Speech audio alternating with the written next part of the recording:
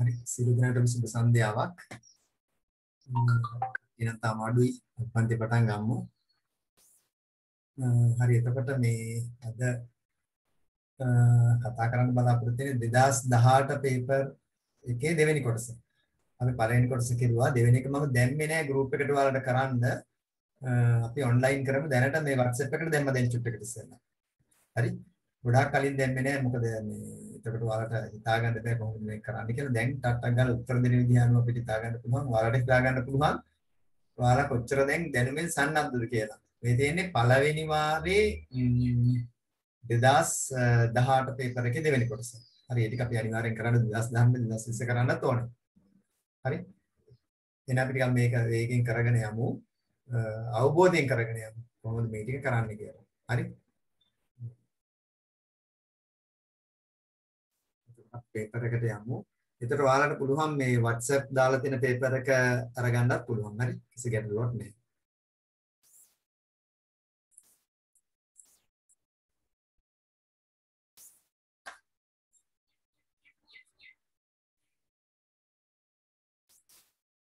හරි. එතකොට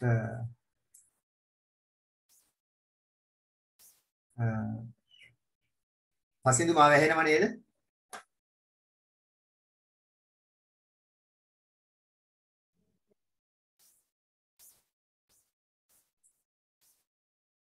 නවීන් මාව ඇහෙනවද?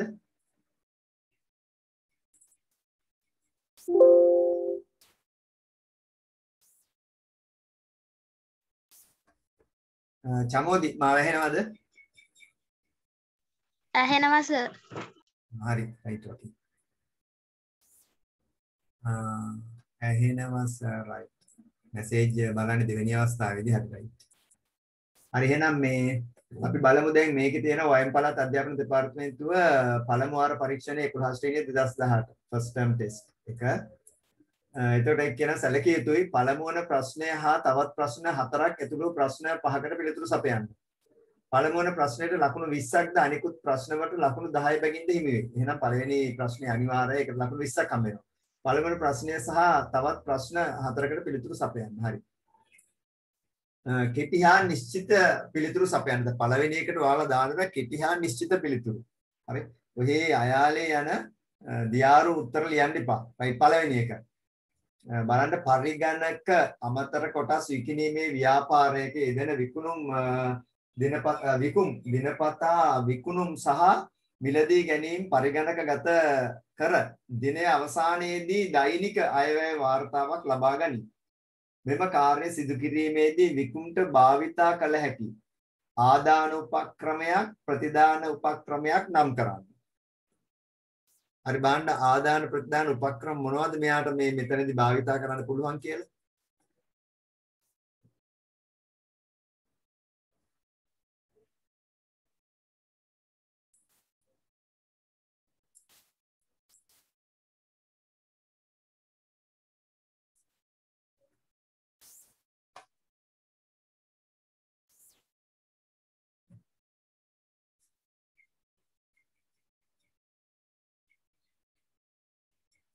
මොකද්ද? තිලින මොකද්ද ආදාන උපක්‍රමය? පරිගණක අමතර කොටස් විකිණීමේ ව්‍යාපාරයක යෙදෙන විකුම් දිනපතා විකුණුම් සහ මිලදී ගැනීම පරිගණකගත කර. දිනපතා මෙහා කඩේට මිලදී ගන්නේවත් කඩෙන් මිනිස්සු මිලදී ගන්නේවත් පරිගණකගත කරනවලු. හරි? එතකොට ගත දින අවසානයේදී දෛනික අයවැය වාර්තාවක් ලබා ගන්න. ඊට පස්සේ දවස් අන්තිමට මෙයා අයවැය වාර්තාවක් ලබා ගන්නවා. එතකොට මෙයාට මේ කඩේට ආපු දේවල් සහ කඩෙන් බැහැරට විකුණපු දේවල් පරිගණකගත කරගන්නට ආදාන උපකරණයත් දවස අවසානයේදී මේවායේ වාර්තාවක් ලබා ගැනීමට ප්‍රතිදාන උපකරණයත් මොනවද කියලා මේ අහන්නේ. ඒක හොඳට තේරුම් ගන්න ඕනේ. එතකොට මොනවද මේ උපකරණ දෙක? තිලින කියන්න බලන්න.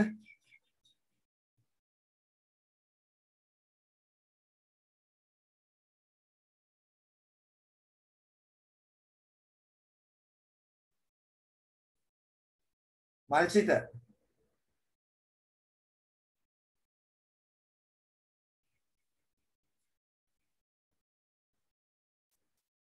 ගයනි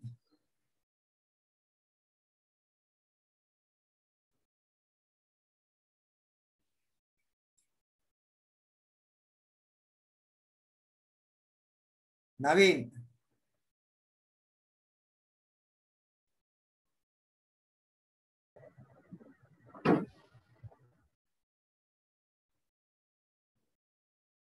වැඩි හිතන්න එපා.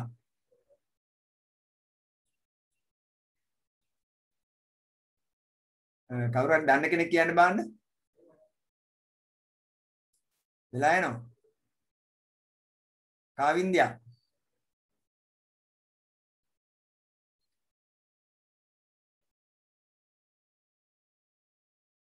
පරිගණකගත කරන්න කඩේ භාවිතා කරන ආදාන උපකරණය මොකද්ද? ඔයාලා සුලභව දකින්න. ෆුඩ් සිටියට ගියාන් යන්න මේ දුමිදු මෙතන පල්ලෙහා කඩේට ඕනම කඩේ බාකෝඩ් රීඩර් එක. මොකද්ද භාවිතා කරන්නේ? බාකෝඩ් රීඩර් එක කියලා එක්කෙනෙක් කිව්වා. ඊට වඩා මේ සරල මේවල මම භාවිතා කරන්නේ. මොකද්ද? යතුරු පුවරුව. හරිද? හැම තැනම ගිහින් බලන්න හැම තැනකම කඩවල වල භාවිතා කරන්නේ යතුරු පුවරුව. හරි? පරිගණක අමතර කොටස් විකිණීමේ ව්‍යාපාරයක යෙදෙන විකුම් දිනපතා විකුණුම් සහ මිලදී ගැනීම පරිගණකගත කර විකුණුම් ටික පරිගණකගත කරන්න කීබෝඩ් එක. කඩේට එන ඒවා පරිගණකගත කරන්න කීබෝඩ් එකෙන් මේක පරිගණකගත කරන්න. මතක තියාගන්න. හරි? බාකෝඩ් එකක් භාවිතා කරනවා බිල හදන්න බඩු විකුණන අවස්ථාවලදී. හරි? නමුත් මේ දෙක පරිගණකගත කරන්න අපිට යතුරු පුරවත්ය අවශ්‍යයි. ඊට පස්සේ ප්‍රතිදානය ලබා ගන්න මේ වාර්තාව ලබා ගන්න මොකද්ද භාවිතා කරන්නේ ප්‍රතිදාන උපක්‍රමය. ඒක කියන්න බලන්න. ගායනි. දවස් අවසානයේ වාර්තාව අරගෙන ෆයිල් එකකට දාගන්න. මොකද්ද මුද්‍රණ යන්ත්‍රය.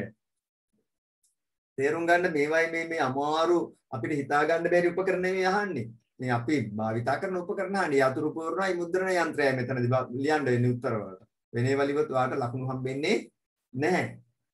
හරි? හරි ඊළඟ එක පාරිභෝගික භාණ්ඩයක තොරතුරු ලබා ගැනීමට භාවිතා කරන QR කේතය සහ තීරු කේතය අතර ඇති ප්‍රධාන වෙනස්කම් දෙකක් දක්වන්න. අපි දැන් දන්නවා තීරු කේතය ඉස්සර අපි භාවිතා කරුවා. ඒක 1000 ගොඩාක් දැන් අවුරුදු ගණනාවකට ඉඳලා එන්නේ 1960 ගණන් වල ඉඳලා වගේ. මේ ප්‍රචලිත වෙලා ආවේ.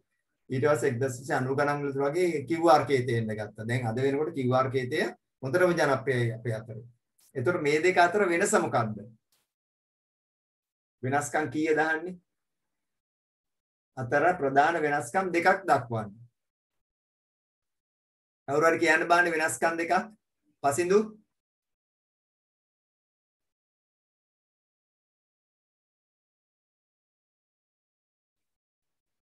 දුලින්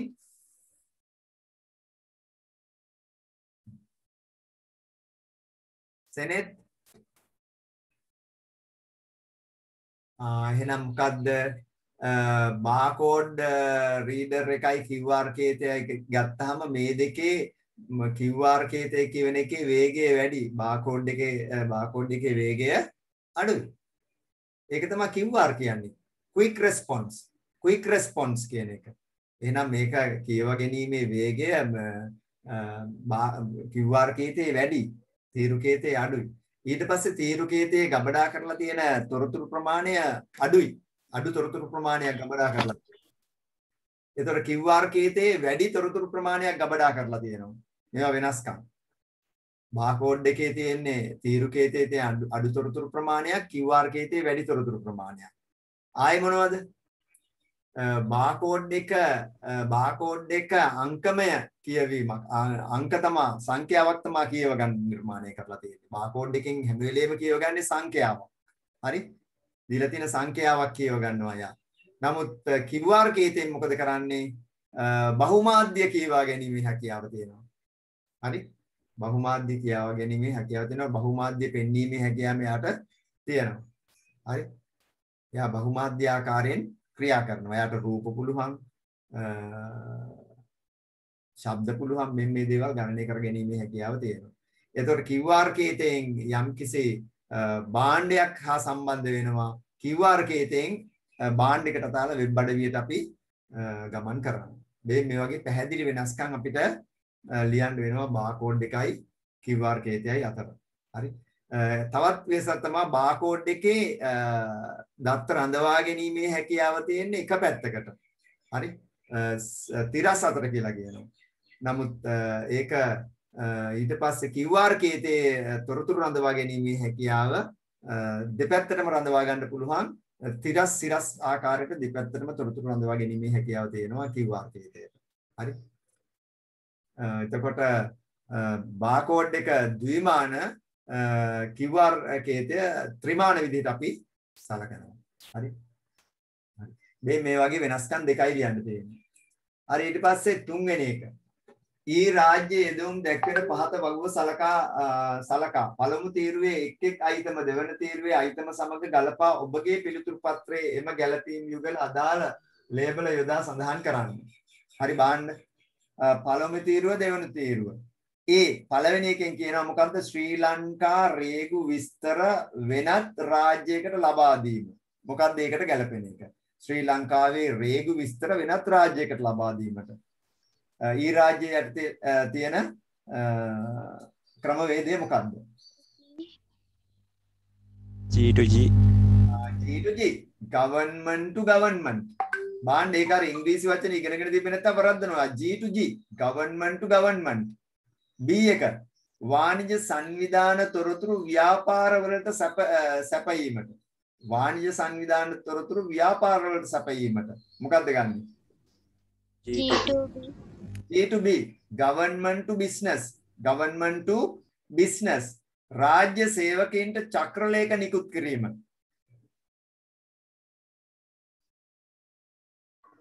G2E.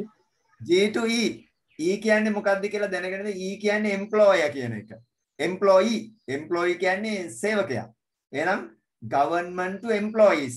government to employees. රාජ්‍ය සේවකයන්ට චක්‍රලේඛ නිකුත් කිරීම. G2E. වාහන බලපත්‍ර අලුත් කිරීම. G2C. C කියන්නේ මොකක්ද?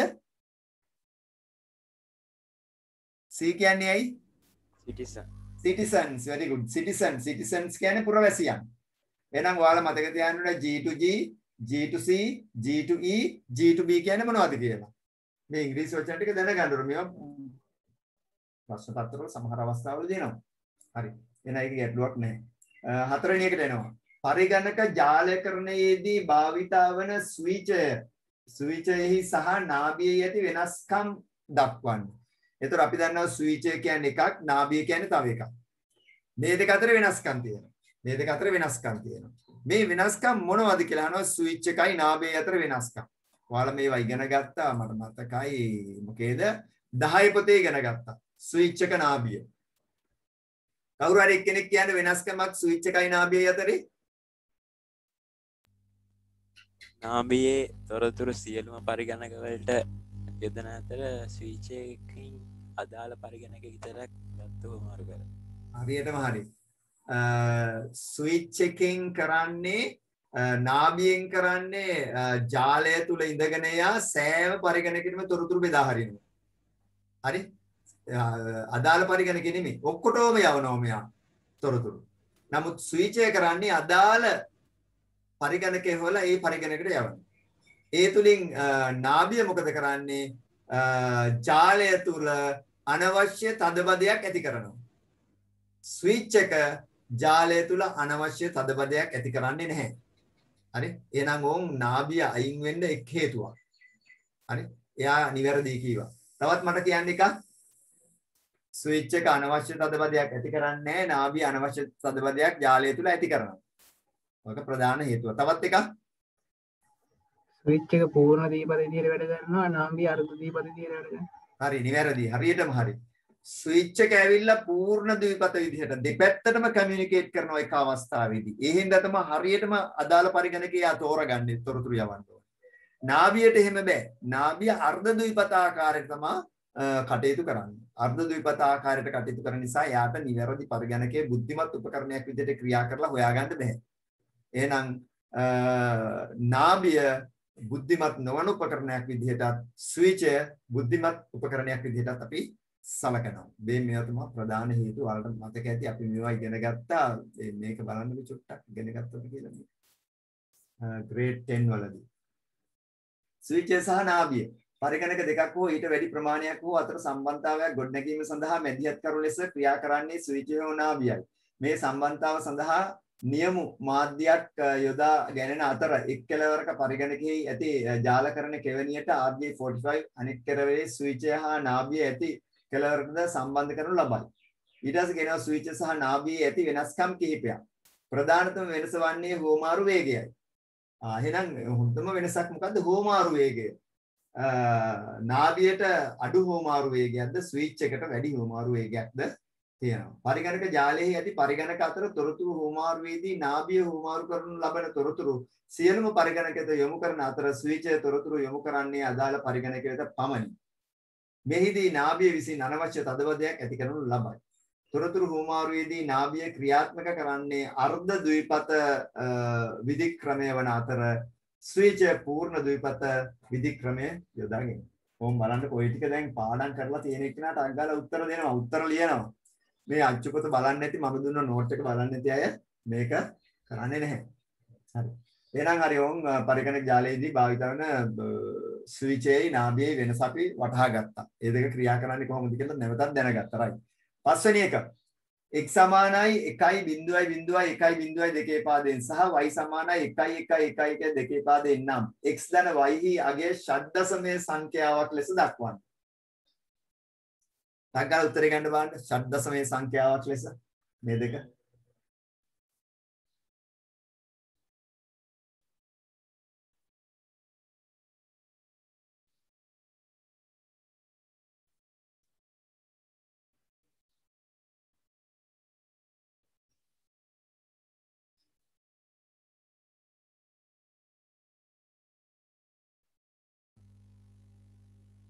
මේ දෙක ෂඩ්දශමය සංඛ්‍යාවක් විදිහට. ගත්තද?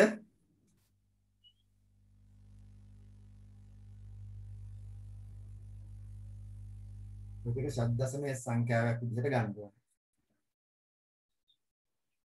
මේ මතකද මන්දා කට්ටියට? නේද?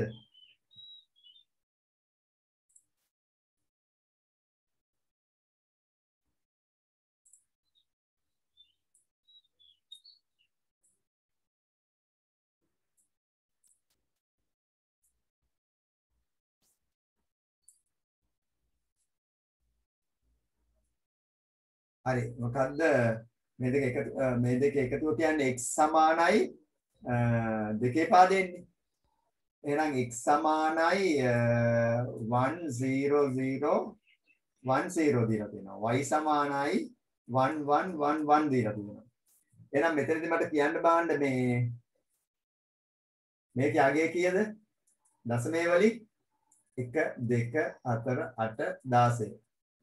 හරි එහෙනම් මෙතන 1 වනේ 4 වනේ 8 වනේ 16යි 2යි 18යි මෙතන. මෙතන 1 2 4 8 8යි 4යි 12යි 14යි 15. මේ දෙක එකතු කරපුවම කී දෙන්නේ 8යි 13 ඉතුරු දැම්මා එකක් ඉතුරුයි 33යි. 33 ඇවිල්ලා 10 පාදේ. 33 10 පාදේ. 33 16 පාදයට හරවන්න නම් මොකද කරන්නේ? 33 බෙදෙනවා 16. 16 ව 33 ඇතුළේ කීයද? 2යි. ඉතුරු කීයද? 16 ව 2ක් 32යි. ඉතුරු 1යි. 16 ව 2 ඇතුලේ නෑ බිඳුවයි. ඉතුරු දෙක ලියවා. මේක බොටම් අප් ලියන්නේ මොකද්ද? 21යි 16 පාදේ. 21යි 16 පාදේ. හරිනේ. මෙතන 16 කොටවල් 2යි. 16 වෙරි කිරීම 2 32යි. මෙතන 1යි. 1යි කීයද? 33 එනවා. ඔක තමයි උත්තරය. තමයි උත්තරේ. ඒක ඔය වගේ ටක්කල කරන්න. කියාව සතුව තිබිය යුතුයි දැන්. හරි. ඒක උත්තරේ ගත්තා නේද කට්ටිය? මල්චිද ගත්තද උත්තරේ?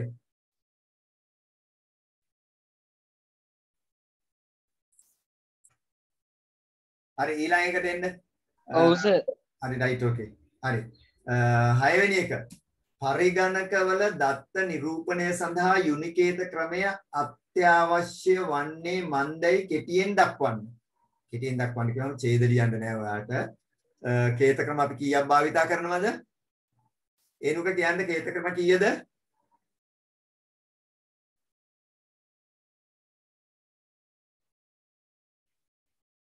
ගායන කීයද කේත ක්‍රම?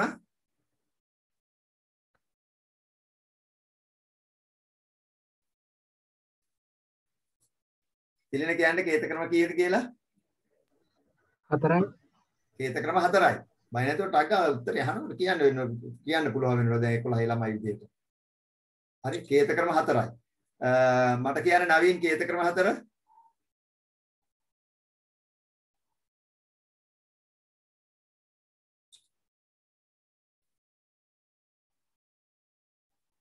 ඔන්න නවීන්ට දැන් කේත ක්‍රම 4 කියන්න බෑ.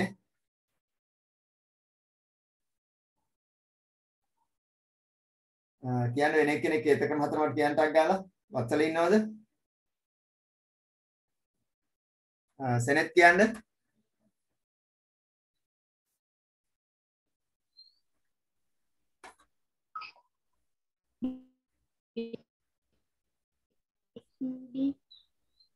කියන්න.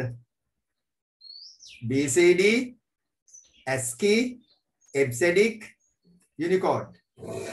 කියන්න BCD, ASCII, EBCDIC, Unicode. මේ හතර මතක තියෙන්න ඕනේ හැමෝටම. කටපාඩම් වෙලා තියෙන්න ඕනේ. BCD, ASCII, EBCDIC, Unicode. හරි? කටපාඩම් කරගෙන තියෙන්න ඕනේ මේවා කේත ක්‍රම. එතකොට පරිගණක වල දත්ත නිරූපණය සඳහා යුනිකේත ක්‍රමය අත්‍යවශ්‍ය වන්නේ මන්දයි කෙටියෙන් පහදන්න. ඇයි BCD අයින් කරුවේ අපි?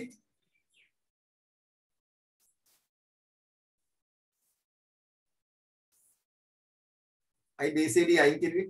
BCD වලින් පුළුවන් බිට් 4නේ භාවිතා කරන්නේ. බිට් 4 නම් මේකෙන් අපිට නියෝජනය කරන්න පුළුවන් 16යි. මේකෙන් 16යි නියෝජනය කරන්න පුළුවන්. ASCII ගත්තොත් බිට් එක භාවිතා කරනවා 1 2 3 4 5 6 7. එහෙනම් 1 2 7 වෙනි බලය සමාන 128යි. ඒකෙනුත් අපිට ඊට පොඩි සංඛ්‍යාවක් නියෝජනය කරන්න පුළුවන්. ඊට පස්සේ ආවා EBCDIC. EBCDIC ආවා. ඒකෙන් 2 8 වෙනි බලය සමාන 256යි. ඒකත් මදි වුණා. 256න් පුළුවන් ඉංග්‍රීසි භාෂාවේ අකුරු ටික ස්පෙෂල් සිම්බල්ස් එහෙම ඒවා ගත්තාම ඒක 256ත් මදි අපිට. මොකද අපි දැන් දෙමළ භාෂාවේ අකුරු, චීන භාෂාවේ අකුරු, ජපන් භාෂාවේ අකුරු අපිට ගොඩාක් අකුරු නියෝජනය කරන්න ඕනේ. භාෂා විශාල ප්‍රමාණයක් ලෝකයේ තියෙනවා. මේ ඔක්කොගේම අකුරු අපිට අවශ්‍යයි නියෝජනය කරන්න. ඊට පස්සේ රූප නියෝජනය කරන්න ඕනේ, ශබ්ද නියෝජනය කරන්න ඕනේ. මේ නිසා අපිට ලොකු කේත ක්‍රමයක් අවශ්‍යයි. ගොඩාක් තියෙනවා. ඒ නිසා ගියා මොකද්ද? යුනිකෝඩ්. යුනිකෝඩ් වල 2 16 බයි 65536 නියෝජනය කරන්න පුළුවන්. මොන නිසා තමයි යුනිකේත ක්‍රමයට ගියේ. යුනිකේත ක්‍රමයට යන්න හේතුව තමයි මුළු ලෝකයේ තියෙන සියලුම භාෂා නියෝජනය කරගැනීමේ හැකියාව තියෙනවා පරිගණකයේ හරහා. ඒක ලෝකයේ ඉන්න ඕනෑම රටක ඉන්න මිනිස්සුන්ට තමන්ගේ භාෂාවෙන් අද වැඩ කරන්න පුළුවන් මේ යුනිකේත ක්‍රමය ආපු නිසා. ඊට අමතරව විශේෂ සලකුණු, ගණිත සලකුණු, රූපමය අක්ෂර, ශබ්දමය අක්ෂර මේ සියල්ලක්ම නියෝජනය කරන්න පුළුවන් යුනිකේත ක්‍රමය හරහා. ඒ නිසා තමයි යුනිකේත ක්‍රමය මේ පරිගණක කේත ක්‍රමයේ විදිහට අද ඇවිල්ලා තියෙන්නේ. හරි. එහෙනම් පැහැදිලි උත්තරයක් දෙන්න. හරි. මේ සියලු ලෝකේ තියෙන භාෂාවල අක්ෂර නියෝජනය කිරීමට අවශ්‍ය නිසා අපි අතරට යුනිකේත ක්‍රමය පැමිණියා. මෙන්න මේක උත්තරේ විදිහට ලියන්න ඕනේ. හරි. රයිට් ඊළඟ එක.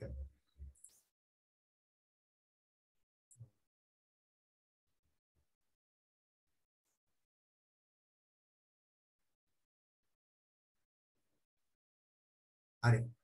මේ සමහර අයට සිග්නල් නැති ගැටලු මේ ටිකේ සිග්නල් නැති පොඩි තියෙනවා ප්‍රශ්න වගේක් නේද? ටෙලිකොම් ලයින් වල එහෙම සිග්නල් ගැටලු ඒ වගේ තියෙනවා. මම මේ රෙකෝඩ් කරනවා. මම රෙකෝඩ් එක දාන්නම් මම ගියේ සතියේ දැන් හැම සැරේම දැන් දානවා මම ගෲප් එකට. මොකද මේ ටිකේ සිග්නල් නැති ප්‍රශ්න ගොඩක් තියෙනවා. ඉතින් ගෲප් එකට දානවා රෙකෝඩ් එක. හරි. එහෙනම් ඔයාලා මතක තියාගන්න ඕන යුනිකේත ක්‍රමයේ එන්න හේතුව තමයි අපේ ලෝකයේ තියෙන සියලුම භාෂාවල අක්ෂරයන් නියෝජනය කිරීමට හැකියාව තියෙන යුනිකේත ක්‍රමය හරහා. තවත් ගොඩක් දේවල් තියෙනවා ඒකට හේතුව ඒවා අපිට අවශ්‍ය නැහැ. ඔය කෙටියෙන් ඔය උත්තරේ දීපුවම ඇති රයිට් ඊළඟ එක. රූපයේ දැක්වෙන්නේ තුඩු 14ක් සහිත සංග්‍රහිත පරිපතයක තාර්කික පරිපතය පිහිටන ආකාරයයි. චුට්ට වරදද? මෙහි 1 2 5 6 8 9 12 13 යන තුඩු වලට පිළිවෙලින් 0.1 මෙහෙම දෙනවා නම් ආදාන ලබා දුන් විට 3 4 10 11 යන තුඩු වලට ලැබෙන ප්‍රතිදානය පිළිවෙලින් සඳහන් කරන්නේ. මේකේ ආදාන තුඩු වෙන්නේ නැති 1 2 බලන්නකො 1 2 ආදාන තුඩු. මේ දෙන්නේ 1 2 ආදාන තුඩු 5 6 ආයෙත් ආදාන තුඩු. ආදාන තුඩු. ඊට පස්සේ 8 9 ආයෙත් ආදාන තුඩු. මේ ඊට පස්සේ මේකේ 12 13 ආයෙ ආදාන තුඩු දෙකක්. ඒතරවල මතක තියාගන්න ඕනේ මෙතනින් ප්‍රතිදාන තුඩු විදිහට මෙතන වැඩ කරන්නේ යට පෙළේ 3යි 4යි.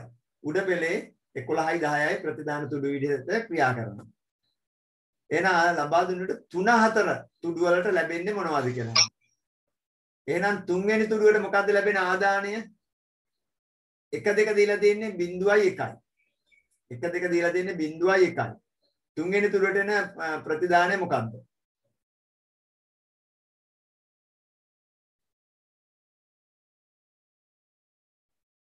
කවුද උත්තරේ දෙන්නේ? කීය දෙන්නේ? 1 එන්නේ නේද?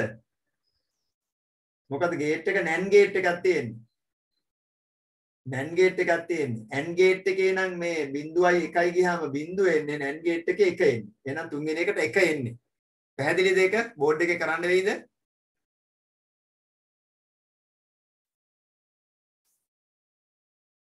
බෝඩ් එකේ කරන්න වෙයි නම් කියන්න පැහැදිලි කරන්නම්. රයිට් ඊළඟ එක ඊට පස්සේ කියලා කරන්නකෝ. හරි.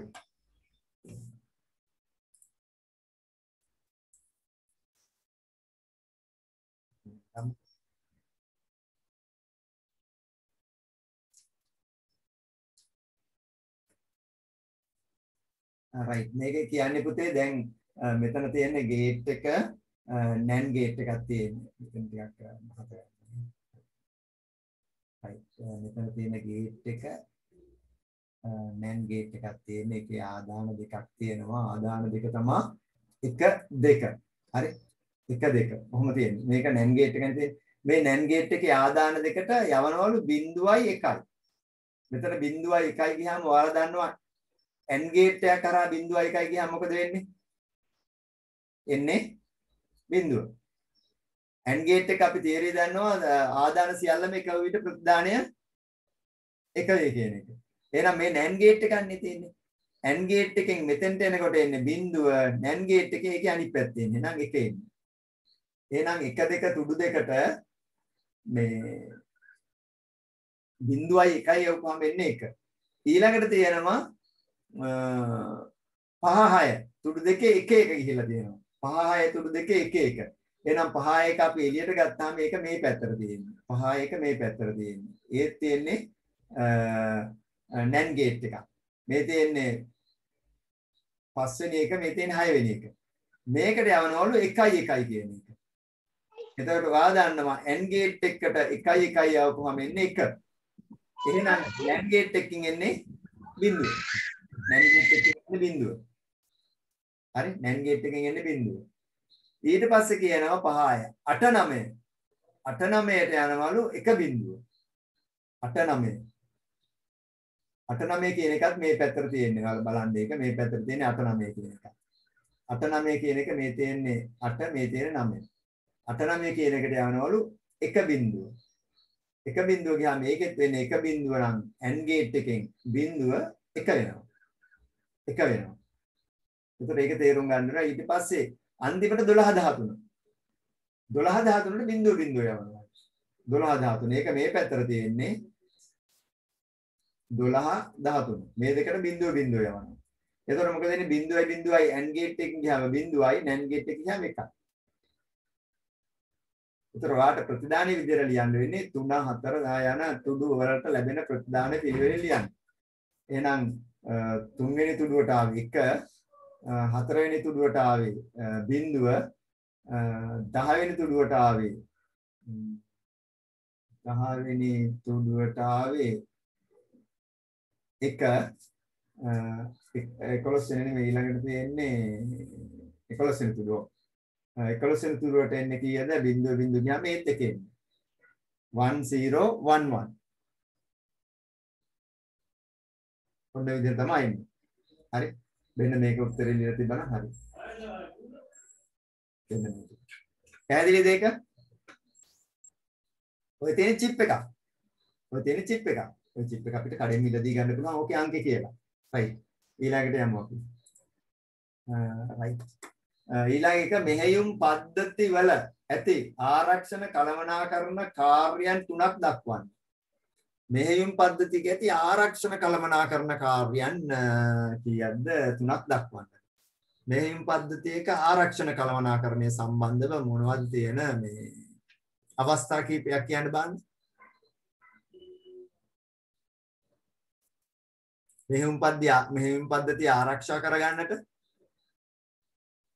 පරිගණකයේ තියෙන දත්ත ආරක්ෂා කරගන්නට, මෙහෙයුම් පද්ධතිය විසින් අනවසර ප්‍රවේශ වීම පාලනය කර ගැනීමට මේ මෙහෙයුම් පද්ධතිය විසින් කරන දේවල්, පරිශීලකයන්ට සීමා කරලා පරිශීලකයන්ට මේ මෙහෙයුම් පද්ධතිය තියෙන settings හදන්න හරි ගස්සලා තියෙනවා. මේ දේවල් වලට මොනවද භාවිතා කරන පද ටික මේකේ කියන්න බාන්න එකක්.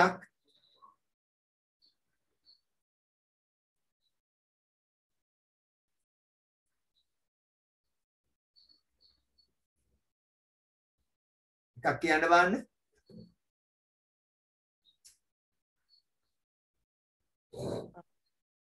මට ඇහෙන්නේ හයියෙන් කියන්නේ.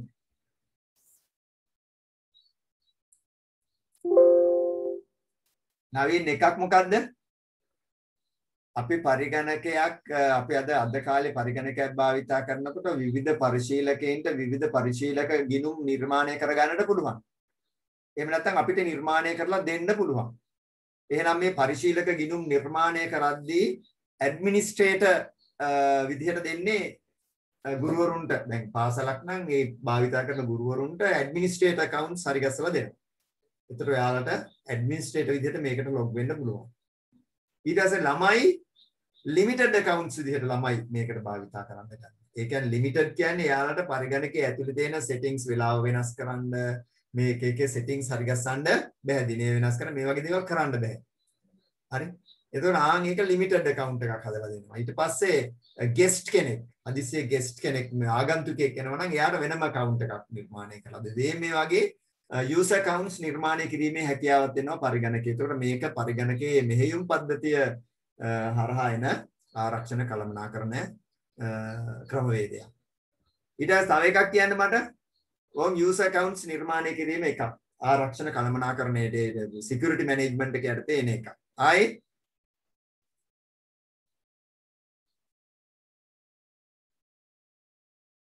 ආයි මොනවද?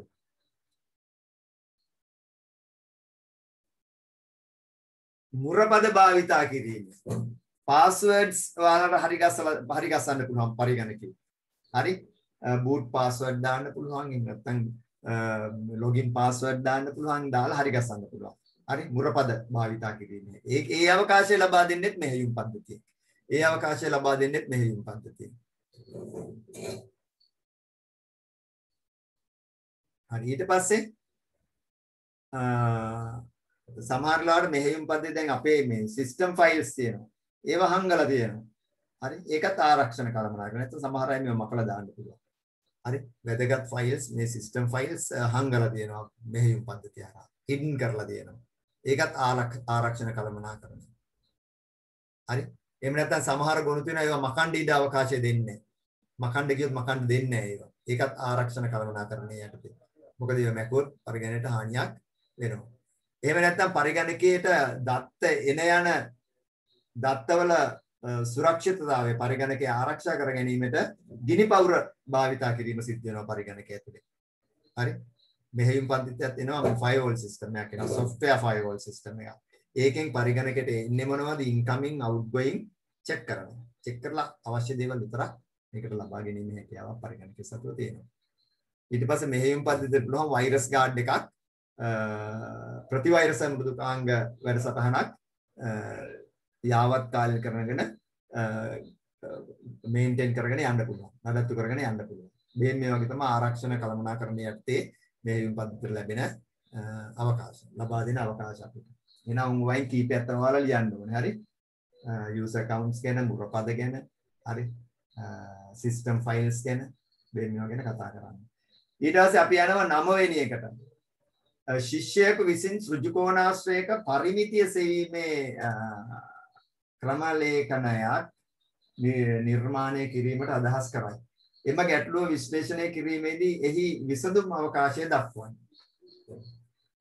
විසඳුම් අවකාශය කියන්නේ මේක විසඳා ගන්න නම් ඒ ළමයා මෙතනදී ඒ ළමයාට ඕනේ මොනවද කියන එක.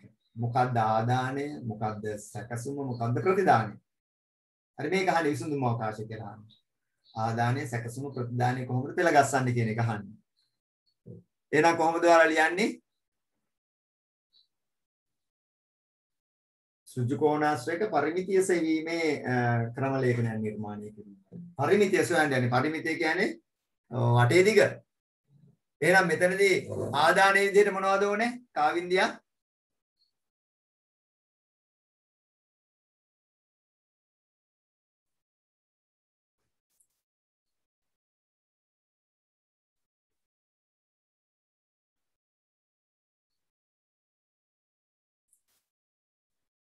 කියන්නේ ආදානයේ විදිහට සෘජුකෝණාශ්‍රයේ දෙලන කියන්නේ දිගයි පළලයි. දිගයි පළලයි. දිගයි පළලයි. සැකසීම මොකද්ද? විසුල කියන්නේ අරුත් කියන්නේ සැකසීම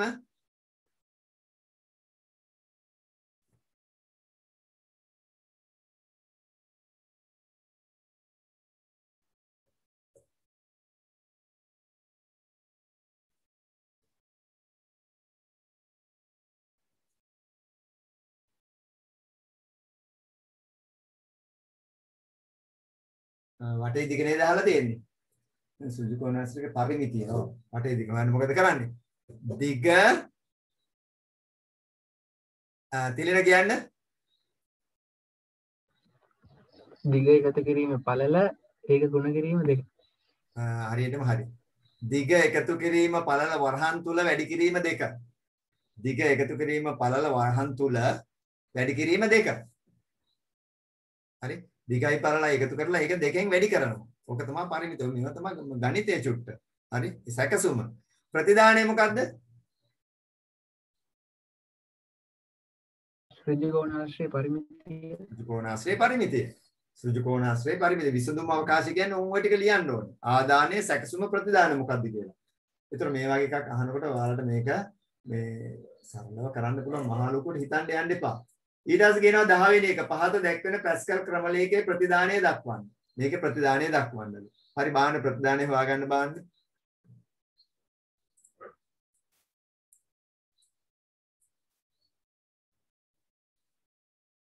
program exercise වා AB integer AB කියන දෙක විචල්‍යයන් විදිහට දානවා ඒවයි දත්ත ප්‍රරූපය නිකිල සංඛ්‍යා ඊට පස්සේ begin එක ඇතුලේ ආදානය සැකසුම ප්‍රතිදානය තියෙනවා begin end එක ඇතුලේ එතකොට A සමානයි බිඳුවයි කරලා තියෙනවා එහෙනම් එක විචල්‍යයක් හැම වෙලේම බිඳුවයි එක විචල්‍යයක් ඇතුලේ බිඳුව දානවා ප්‍රෝග්‍රෑම් එක පටන් ගන්න අවස්ථාවේදී for B is equal 1 to 7 do අපි මේවා ප්‍රැක්ටිකලි කරුවා. එහෙනම් B එක සමාන කරනවා 1 ඉඳලා 7 දක්වා සියලුම සංඛ්‍යා.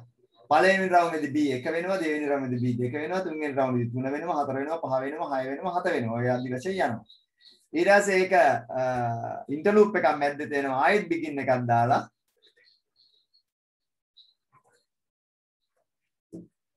A is A සමානයි පැවරුම් කාර්යක දෙනවා A ධන B ඊට පස්සේ begin එක ආරම්භ කරලා ඉන්ටර්ලූප් එක ඇතුලේ A සමානයි A ධන B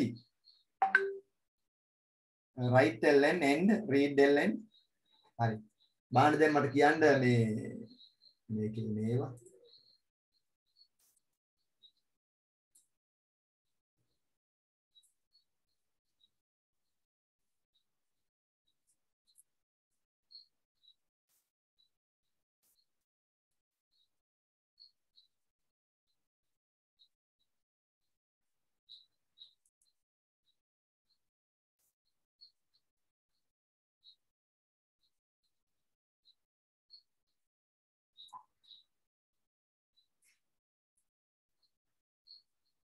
හරි මොකද්ද වෙන්නේ?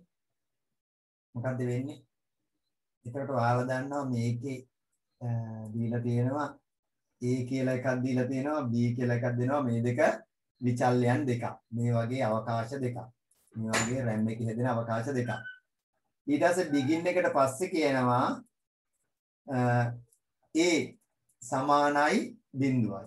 එහෙනම් A එක ආරම්භක අවස්ථාවේදී බිඳුව වෙනවා. ඊට පස්සේ for B is equal B is equal 1 to 7 1 to 7 එහෙනම් B එක එක අවස්ථාවකදී 2 ඊළඟට 2 ඊළඟට 3 ඊළඟට 4 ඊළඟට 5 ඊළඟට 6 ඊළඟට 7 කොහොම B එක කැරකෙද්දි එහෙම වෙනස් වෙනවා. ඊට පස්සේ begin එක යටතේ ඊට පස්සේ යටින් දීලා තියෙනවා A is equal to A plus B. එතකොට A මොකද්ද මෙතනදී? A මුලින්ම බිඳුවයිනේ. B කීයද? B එකයි පළවෙනි එකේදී. එහෙනම් A කීයද වෙන්නේ? A සමානයි 1යි. A එක බවට පත් වෙනවා. A එක බවට පත් වෙනවා. ඊට පස්සේ right ln A. A ලියන්න කියලා කියනවා. A ලියන්න කියලා කියනවා.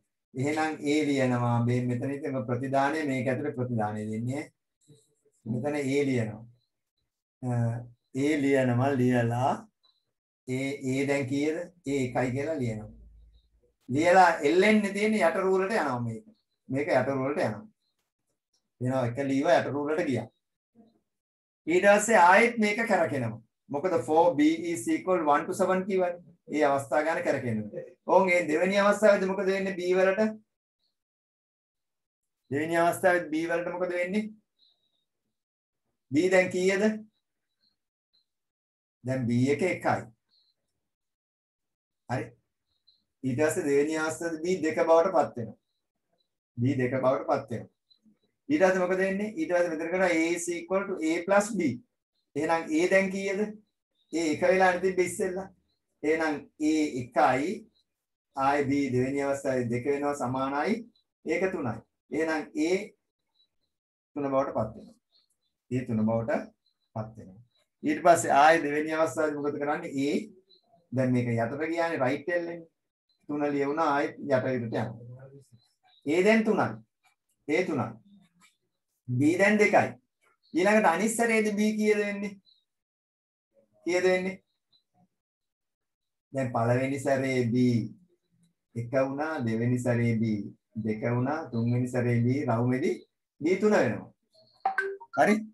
3යි දැන් a කීයද? a 3යි. එතකොට මෙතන කියනවා a is equal to a plus b. a 3යි b 3යි. සමානයි a කීයද වෙන්නේ? a 6 වෙනවා. එහෙනම් මෙතන 6 ලියලා ආයෙත් යට රූලට එනවා. යට රූලට එනවා. හරි. දැන් එහෙනම් ඕන් a 6යි b 3යි. හරි. ඊට පස්සේ මොකද වෙන්නේ? b 1 වෙනවා ඊළඟට b 1 වුණා, 2 වුණා, 3 වුණා, දැන් 4 වෙනවා b. b 4යි දැන්. a 6යි. එහෙනම් a 6යි. සමානයි a කීයද වෙන්නේ? දෙන්න එහෙමනේ අහලා තියෙන්නේ. a is equal to a plus b. a 6යි b 1 4යි. එහෙනම් a සමානයි 10යි. a 10යි. හරි. ඊට පස්සේ a 10යි. ඊට පස්සේ ආයෙත් යනවා රවුමක් ගියාම a 10යි. a දැන් 10යි. ඊට පස්සේ b එක කීයද වෙන්නේ? 4යිනේ දැන් 5 වෙනවා b. b 5 වෙනවා. එහෙනම් a is equal to a plus b කියන්නේ a 10යි b එක 5 වෙනවා. a සමානයි 15යි. a සමානයි 15යි. right ln නිසා අලුත් රෝලට යනවා. ඊට පස්සේ මොකද වෙන්නේ? ඊට පස්සේ a 15යි එකතු කිරීම b 5නේ තින්නේ b 6 වෙනවා. තව එකක් වැඩි වෙනවා. එතකොට කීයද දෙන්නේ? 21 වෙනවා. 21 වෙනවා. 21 වෙනවා. හරි 21 වුණා. ඊට පස්සේ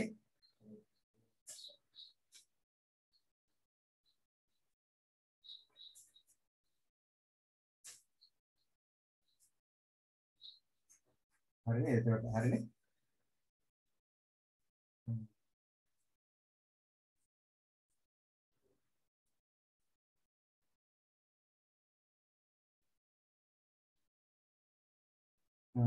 for b is equal to right. ඔන්න ඔය විදිහට තමයි මේ ප්‍රතිදානය වාට ලැබෙන්නේ. මේ විදිහට ප්‍රතිදානය ලැබෙනවා. පැහැදිලිද ඒක?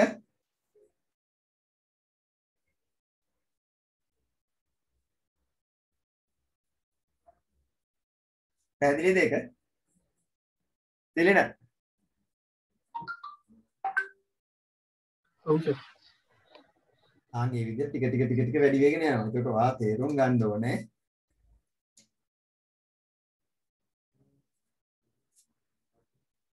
ඔය ටික තේරුම් ගන්න ඕනේ. හරි? මේ ටික තේරුම් ගන්න මේ process එක. A is equal to A plus B කියනවා. හරි? හරි A එක වෙනවා B එක වෙනස් වෙනවා. B එක එකේ ඉඳලා 7 දක්වා යනවා. එකේ ඉඳලා 7 දක්වා යනවා. ඒක ඔයාලට ලියන්න වෙන්නේ A එක ඉස්සෙල්ලාම බිඳුවයි 1යි A සමානයි 1යි. ඊට පස්සේ A සමානයි A එක වුණා. ආයේ A එක වුණා B 2 වෙනවා. එතකොට A සමානයි 3යි. ඊට පස්සේ A සමානයි A 3 වුණා B 3 වෙනවා. 6යි. ඊට පස්සේ A 6යි B 4 වෙනවා. 10යි. A 7යි B 5 වෙනවා. එතකොට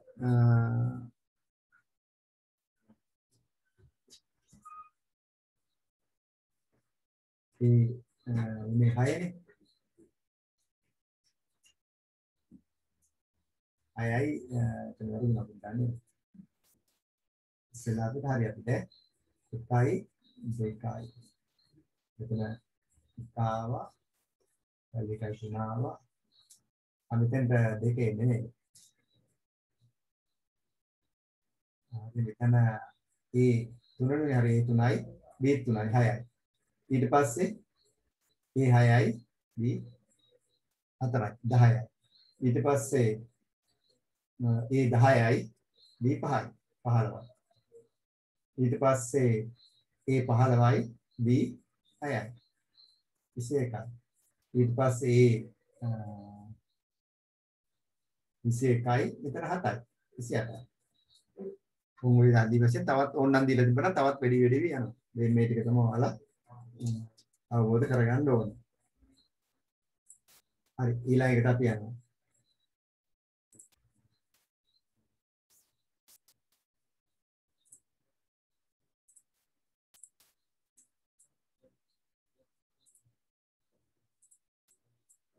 හරි දෙවෙනි එක විවිධ සංගීත ස්වර පිළිවෙලට සකස් කිරීමෙන් සංගීත භාණ්ඩයක් නිර්මාණය කරයි. විවිධ හැඩතල රේඛා හා වර්ණ භාවිතයෙන් දර්ශනීය චිත්‍රයක් නිර්මාණය කරයි. ඉහත දැක්වෙන ඡේදය කියවා එහි ඇති දත්ත හා තොරතුරු වෙන වෙනම දක්වන්න. මේ උඩ ඡේදය කියන්නේ වාක්‍ය දෙකයි තියෙන්නේ. වාක්‍ය දෙකයි තියෙන්නේ. මේ වාක්‍ය දෙකේ අන්තර්ගත වෙන දත්ත සහ තොරතුරු දක්වන්න. විවිධ සංගීත ස්වර පිළිවෙලකට සකස් කිරීමෙන් සංගීත ඛණ්ඩයක් නිර්මාණය කරයි. විවිධ හැඩතල රේඛා සහ වර්ණ භාවිතෙන් දර්ශනීය චිත්‍රයක් නිර්මාණය කරයි.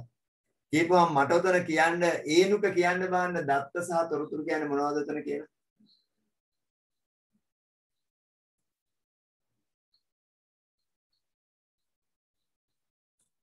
දත්ත සංගීත ස්වර තොරතුර සංගීත කණ්ඩය.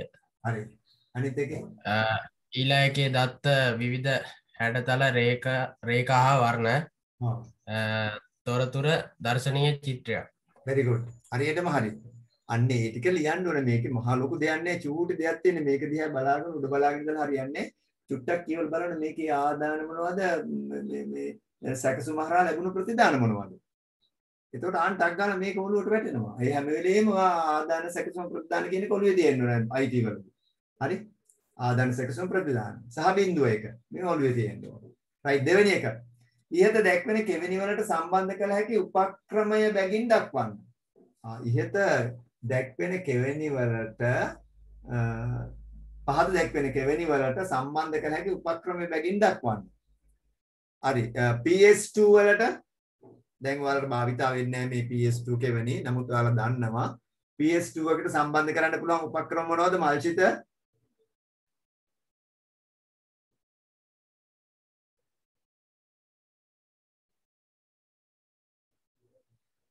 සෙනෙත්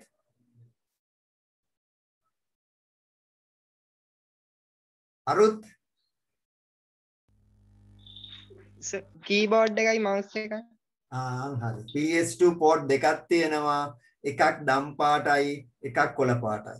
PS2 පෝට් දෙක ළඟ ඇඳලා තියෙනවා කීබෝඩ් එකකුයි මවුස් එකයි ඇඳලා තියෙනවා. බ්‍රෑන්ඩඩ් කම්පියුටර්ස් වල. අපි මේ ලංකාවෙන් ගන්න assemble කරන ගන්න පරිගණක වල නැහැ. බ්‍රෑන්ඩඩ් කම්පියුටර්ස් ඕන එක සම්මතයක් තමයි මේ PS2 පෝට් හැම පෝට් එකක් ළඟම ඒ උපකරණය ඇඳලා තියෙනවා. හරි.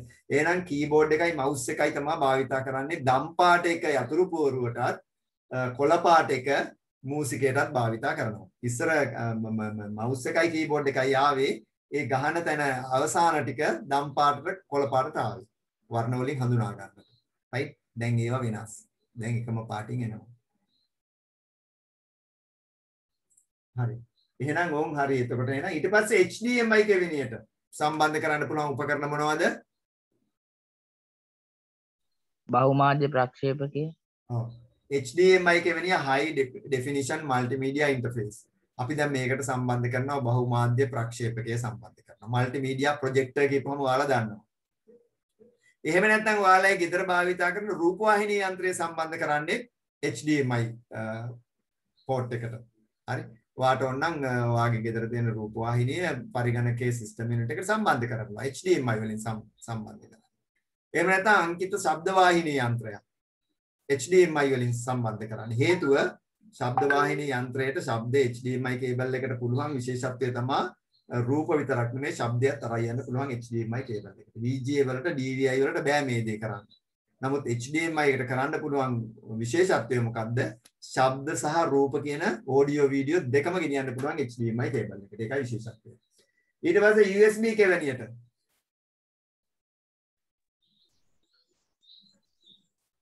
දැන් අපි භාවිතා කරන සියලුම උපකරණ USB වලට එනවා. 127ක් ගහන්න පුළුවන් USB එකට උපකරණ. හරි USB එකට.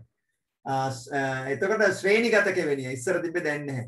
මේකට සම්බන්ධ කරන්න පුළුවන් මොකද ශ්‍රේණිගත කෙවෙනියට serial port කියලා කියනවා. serial port දෙකක් තිබ්බා COM1 COM2 කියලා. communication 1 communication 2. එහෙම නැත්නම් port A port B කියලා. එතකොට ඒවට අපිට සම්බන්ධ කරන්න පුළුවන් ඉස්සර තිබ්බා මේකට භාවිතා කරන පැරණි මූසික තිබ්බා සීරියල් මවුස් තිබ්බා ඒවා භාවිතා කරන්න පුළුවන් සමහරලාට ඔය දුරකථන තිබ්බා CDMA වගේ දුරකථන මේ සීරියල් පෝට් එකට සම්බන්ධ කරන්න පුළුවන් එතකොට පරිගණක ක්‍රීඩා කරන්න ගන්න උපාංග තියෙනවා ඒවත් මේ සීරියල් පෝට් එකට සම්බන්ධ කරන්න පුළුවන් දැන් මේ වගේ දේවල් කීපයක් සම්බන්ධ කරන්න පුළුවන් බලන්න සීරියල් පෝට් එකට දැන් නෑ නිව පරිගණක ඊට පස්සේ සමාන්තර කෙවෙනිය පැරලල් පෝට් එකට සම්බන්ධ කරන්න පුළුවන්. ඔයාලා ඒක නම් දන්නවා. මේ මෑතක් වෙනකම් මේක භාවිතා වුණා. එක උපකරණයක් මේකට අපි මුද්‍රණ කෙවෙනිය කියලා කියනවා. printer port එක කියනවා. හේතුව සමාන්තර කෙවෙනියට අපි වැඩි හරියක් සම්බන්ධ කරේ මුද්‍රණ යන්ත්‍රය. අදටත් සමහර මුද්‍රණ යන්ත්‍ර මේකට සම්බන්ධ කරනවා. හරි. එහෙම නැත්නම් පැරණි ස්කෑනර් යන්ත්‍ර වගේ ඒවා මොඩෙම් මෙහෙම භාවිතා කරුවා පැරලල් පෝට් එකට. හරි. ඊළඟට තුන්වෙනි එක යම් මාධ්‍යයක් ඔස්සේ දත්ත ගමන් කරන දිශාව අනුව සම්ප්‍රේෂණ ආකාර තුනකි. එම ආකාර තුන නම් කර එම ආකාර පිළිබඳ විස්තර කරන්න. හරි. සම්ප්‍රේෂණ ආකාර තුන කියන්න බෑන්න මේ රවිඳු ඒකපත අර්ධ දීපත පූර්ණ දීපත. හරි මොනවද? ඒකපත අර්ධ ද්විපත සහ පූර්ණ ද්විපත. ඒකපත අර්ධ ද්විපත සහ පූර්ණ ද්විපත. ඕක තමයි සංවේදන ආකාර තුන. ඒවයි චුට්ටක් ඔයාලට කියනවා මේක චුට්ටක් පැහැදිලි කරන්න කියලා කියනවා නේද? මොකද්ද කියලා යම් මාධ්‍යයක් ඔස්සේ දත්ත ගමන් කරන දිශාව අනුව සම්ප්‍රේෂණ ආකාර තුනක එම ආකාර තුන නම් කර එම ආකාර පිළිබඳ විස්තර කරන්න. එතකොට ඒකපත දත්ත සම්ප්‍රේෂණයේදී මොකද සිද්ධ වෙන්නේ? එක පැත්තකට විතරක් දත්ත ගමන් කිරීම සිද්ධ වෙනවා. උදාහරණයක් විදිහට රූපවාහිනී යන්ත්‍රය, ගුවන් විදුලි යන්ත්‍රය දෙන්න පුළුවන්. ආන්ගේ වගේ තමයි පැහැදිලි කිරීම කරන්නේ.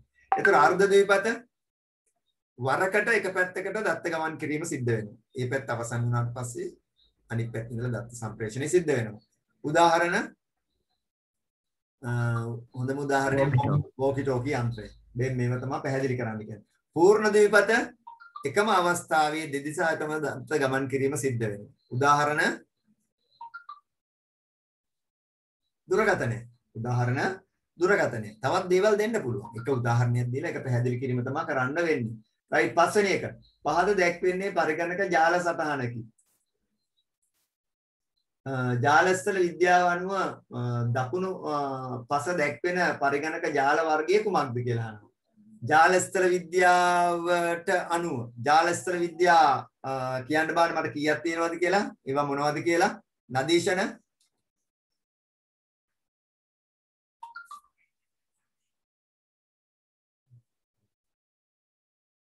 පහක් තියෙනවා මොනවද ඒවා star topology හරි bus topology හරි train topology හරි tree topology හරි mesh topology හරි කීව හරි ටොපොලොජිස් ටික මේ ටොපොලොජිස් ටික ගැන ඔයාලා දැනගන්න ඕනේ මේවා වාසිය අවශ්‍ය දැනගන්න ඕනේ ඒක ඔයාලගේ කාර්යයක් අපි බලලා තියෙන්නේ ඉවරයි එහෙනම් මේ මෙතන ඉහත ආකාරයේ පරිගණක ජාල ස්ථලයක පවතින වාසිය අවාසි නැහැ ආ ජාල ස්ථල විද්‍යාව මොකද්ද මේකේ පෙන්වන රූපේ පෙන්වන එක මොකද්ද හර්ෂණී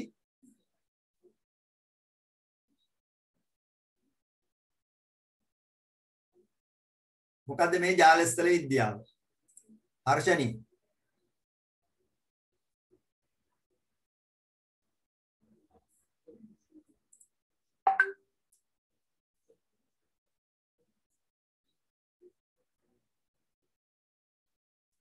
දුලින් මොකද්ද මේ ස්ථල විද්‍යාව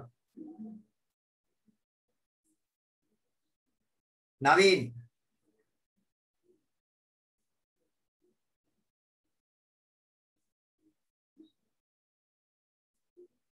පසින්දු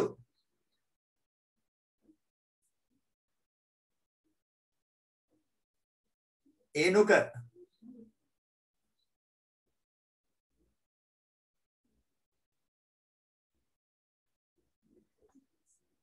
එක්වත් උත්තර දෙන්නේ තිලින මොකද්ද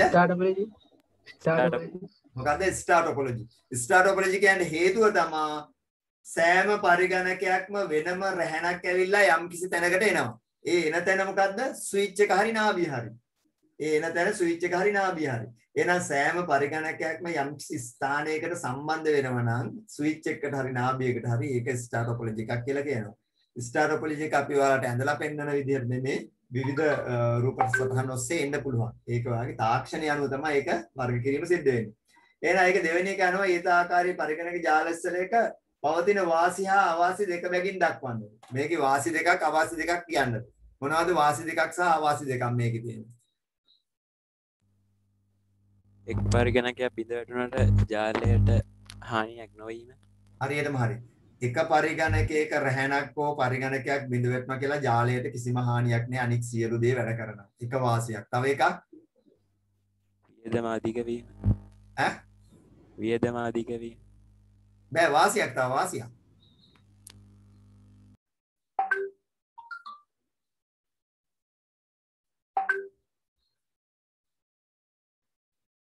එක පරිගණකයක් බිඳ වැටෙනවා කියලා කිසි ගැටලුවක් වෙන්නේ නැහැ. ජාලය වැඩ කරනවා. ආයේ මේ ජාලය නඩත්තු කිරීමේ පහසුවක් තියෙනවා.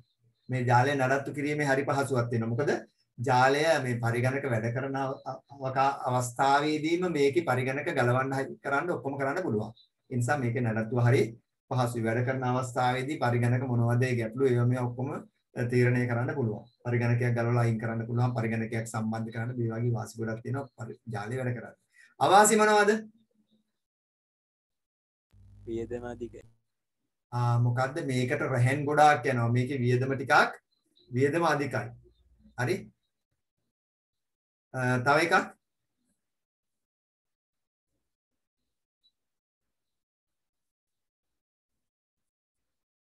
ඕනෑම එකක තියෙන ගැටලුවක් තමයි මේකේ මේ ප්‍රධාන පරිගණකයේ එහෙම නැත්නම් ස්විච් එකේ ගැටලුවක් ආවොත් මොකද වෙන්නේ? ජාලයම බිඳ වැටීමක් සිද්ධ වෙනවා.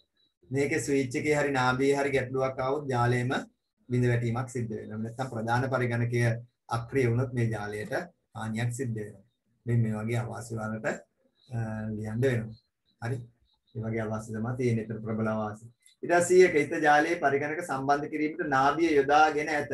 එම නාභිය වෙනුවට භාවිතා කිරීමට හැකි වෙනත් උපකරණයක් දක්වන්න. මොකද්ද? ස්විච් එක. එම ජාලයේ කුඩා ප්‍රදේශයක පැතිර ඇත. එම කුඩා ප්‍රදේශයක පැතිර ඇති ජාල වර්ගය නම් කරන්න. මොකද්ද? LAN ස්ථානීය ප්‍රදේශ ජාලය. ස්ථානීය ප්‍රදේශ ජාලය. එම ජාලය ගොඩනැගීම සඳහා යොදාගත් හැකි නියමුමය මාධ්‍ය දෙකක් නම් කරන්න. නියමුමය මාධ්‍ය දෙකක්. එම ජාලය ගොඩනැගීම සඳහා යොදාගත හැකි නියම දෙක. ස්ථානීය ප්‍රදේශ ජාලයන්නේ යම්කිසි ස්ථානයක තියන්නේ. එහෙනම් මේකේ නියමුමය මාධ්‍ය තමයි වැඩි හරියක් භාවිතා වෙන්නේ. එහෙනම් නියමුමය භාවිතා මාධ්‍ය දෙකක් කියන්නේ. UTP cable. UTP cables. කියන්නේ ද්විත්ව ඇඹරුම් යුගල රැහැන්. හරි? ඇඹරුම් යුගල රැහැන් භාවිතා කරන්න පුළුවන්. එහෙම නැත්නම් STP.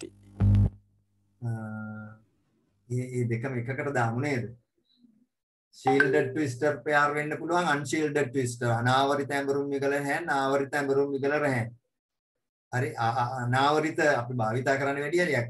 ආවරිත අපි භාවිතා කරන්නේ ටිකක් දුරට අරගෙන යන්න ඕන වුණ වෙලාවට. ඒක අපි එකකට දාමුකෝ. තව එකක් කියන්නකෝ. සමාක්ෂ කේබල්. සමාක්ෂ කේබල්. සමාක්ෂ යුක්ත රැහැන්. සමාක්ෂ යුක්ත රැහැන් භාවිතා කරනවා. ඕම් ඔය දෙක තමයි ලියන්න වෙන්නේ මතක තියාගන්න. හරි. හරි ඊට පස්සේ තුන්වෙනි එකට එනවා. වීගින් වෙලාව යනවා. පහත දක්වා ඇති වදන් සැකසුම් ලේඛනය සම්බන්ධයෙන් අසයිති ප්‍රශ්න වලට පිළිතුරු සපයනවා. වදන් සැකසුම් ලේඛනය බලා ගන්නට අංගාලා. පළවෙනි එක අහනවා ලේබලය මගින් දක්වා ඇති පාඨය හැඩසවි කිරීමට භාවිතා කර ඇති මෙවලම් මොනවා? ඒ වලින් පෙන්නපු එක හැඩසව් කරන්න. මේක ජියෝග්‍රැෆික් ඩිස්ට්‍රිබියුෂන් කියන එක හැඩසව් කරන්නට භාවිතා කරලා තියෙන මෙවලම් මොනවද කියලා අහනවා. කියන්න බෑන්න මෙවලම්. බෝල්ඩ් භාවිතා කරලා තියෙනවා. අන්ඩර්ලයින් භාවිතා කරලා තියෙනවා. ඉටැලික් භාවිතා කරලා තියෙනවා. bold, italic, underline.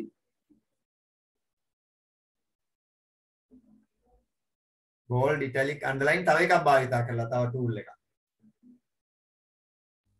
font එක. font එක. font වර්ගය. එතකොට තව එකක් තමයි මේ මොකද්ද? මැදට එකෙල්ල තැබීම. center alignment කියන එක. අනිත් tool එක. අන්න ඒවා මතක තියාගෙන හරියට මේ මැදට අරගෙන තියෙනවා. center alignment එක තමයි භාවිත කරලා තියෙන්නේ එතන. හරි. හරි ඊළඟට අපි යනවා අංගය මතක තියාගන්න. C ලේබලය මගින් දක්වා ඇති පාඨය හැඩසල් කිරීමට භාවිතා කර ඇති මෙවලම කුමක්ද? C කො Cද? B ලේබලය මගින් B මේක භාවිතා කරන මෙවලම මොකක්ද? C එකට භාවිතා කරලා තියෙන මෙවලම මොකක්ද?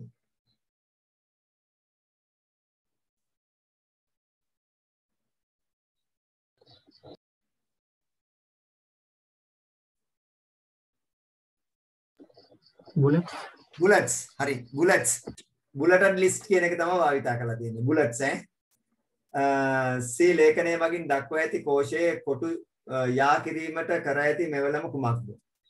C වලින් මේ කොටු යා කරන්න භාවිතා කරලා තියෙන මෙවලම මොකක්ද කියලා අහනවා. මේ කොටු ටික යා කරන්න. මේ වගුවන්නේ තියෙන ටේබල් එකන්නේ තියෙන ටේබල් එකේ මේ කොටු ටික යා කරන්න. භාවිතා කරලා තියෙන මොකක්ද? merge cell very good merge cell කියන එක තමයි භාවිතා කරලා තියෙන්නේ. merge cell කියන tool එක තමයි භාවිතා කරලා තියෙන්නේ. 4 D ලේබලය මගින් දක්වා ඇති රූපය ඇතුළත් කිරීමට ගත යුතු ක්‍රියාමාර්ගය අනුපිළිවෙලින් දක්වන්න. මේ රූපය ඇතුළත් කරන්න ඕනේ මේ ලේඛනයට. මොකද්ද word වල තියෙන අනුපිළිවෙල?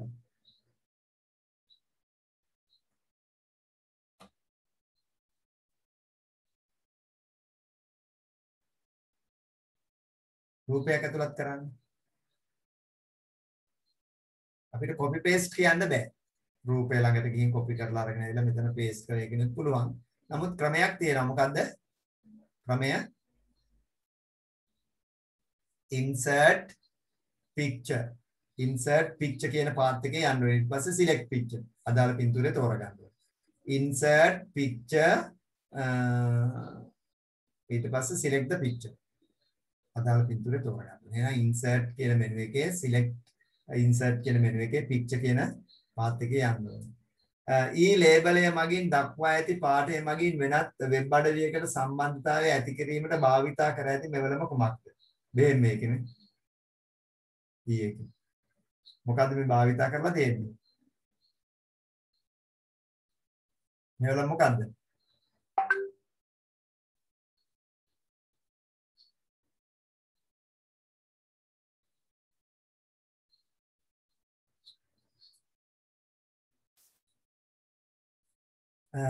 ඔකේ තියෙනවා මේ link කියලා තියෙනවා.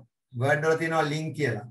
ඒක භාවිතා කරපුවම මේ link එක හරහා අපිට තවත් තැනකට යන්න සම්බන්ධතාවයක් ගොඩනගා ගන්න පුළුවන්. හරි. එහෙනම් tool එක link කියන tool එක භාවිතා කරන්න. Word වල බලන්න උඩ තියෙනවා link කියලා tool එක. හරි. ඒක තමයි භාවිතා කරන්නේ. හරි. ඊට පස්සේ අහනවා කොටස සාමාන්‍ය ප්‍රදර්ශනයක් භාවිතා කරනු වෙනුවට ඊ සමර්පණ භාවිතා කිරීමේ වාසි දෙකක් ලියන්න. සාමාන්‍ය ප්‍රදර්ශනයක් කියන්නේ මොකක් හරි ක්‍රමයකට කොලේ එක එහෙම ඉදිරිපත් කිරීමක් කරනවා. කොල කඩදාසියක හරි Word වල හරි මොකක් හරි එක සාමාන්‍ය ක්‍රමයක් භාවිතා කරනවා. ඊට වඩා අපි දැන් තියෙනවා ඉදිරිපත් කිරීමේ ක්‍රමයක් තියෙනවා ඊ සමර්පණ කියලා. PowerPoint කියලා කියනවා. ඒක භාවිතා කිරීමේ වාසි මොනවද කියලා අහනවා. මේ වාසි දෙකක් ලියන්න. මොකන්ද ඊ සමර්පණ භාවිතා කිරීමේ තියෙන වාසි?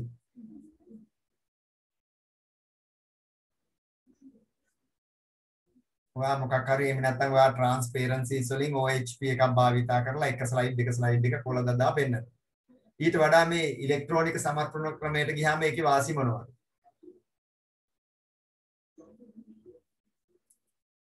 කියන්න බලන්න. නදීෂණ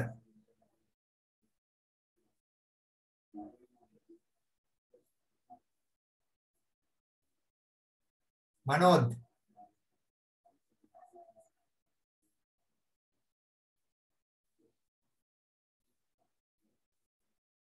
හරි අපි සාමාන්‍ය එකක් ගත්තාම මේකේ අපිට කිසිම දෙයක් නැහැ මේක පෙන්නනවා අර වෙන කිසි දෙයක් කරන්න දෙයක් නැහැ. එහෙනම් ඊ සමර්පණයක් ගත්තාම මේකේ අපිට බහුමාධ්‍ය භාවිතා කිරීමේ හැකියාව තියෙනවා. ඔඩියෝ වීඩියෝ ඔක්කොම භාවිතා කරන්න පුළුවන් මේකේ. එහෙනම් බහුමාධ්‍ය භාවිතා කිරීමේ පහසුව තියෙනවා.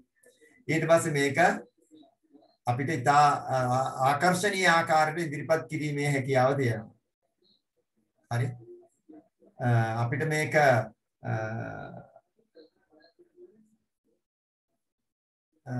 නැවත සංස්කරණය කිරීමේ හැකියාව තියෙනවා. හරි. අපි දැන් අර ස්ලයිඩ් OHP එකක භාවිතා කරලා ඒවා නැවත සංස්කරණය කරන්න මේක අයින් කරලා ලුත්‍යක් හදන්න ඕනේ. නමුත් මේවා අපිට නැවත වෙනස් කර ගැනීමේ හැකියාව තියෙනවා. හරි. මේක අපිට විලාවල් දෙන්න පුළුවන් මේවට ඇනිමේෂන්ස් දෙන්න පුළුවන්. ඔය වගේ ගොඩාක් පහසුකම් තියෙනවා. ඒවා ගොඩාක් නෙමෙයි ඔයාට කීපයයි යහනේ බහුමාධ්‍ය භාවිතය ඉදිරිපත් කිරීමේ පහසුව සංස්කරණය කිරීම මෙන්න මේ වගේ වලින් නම් ඇති. හරි. right ඊළඟට යනවා.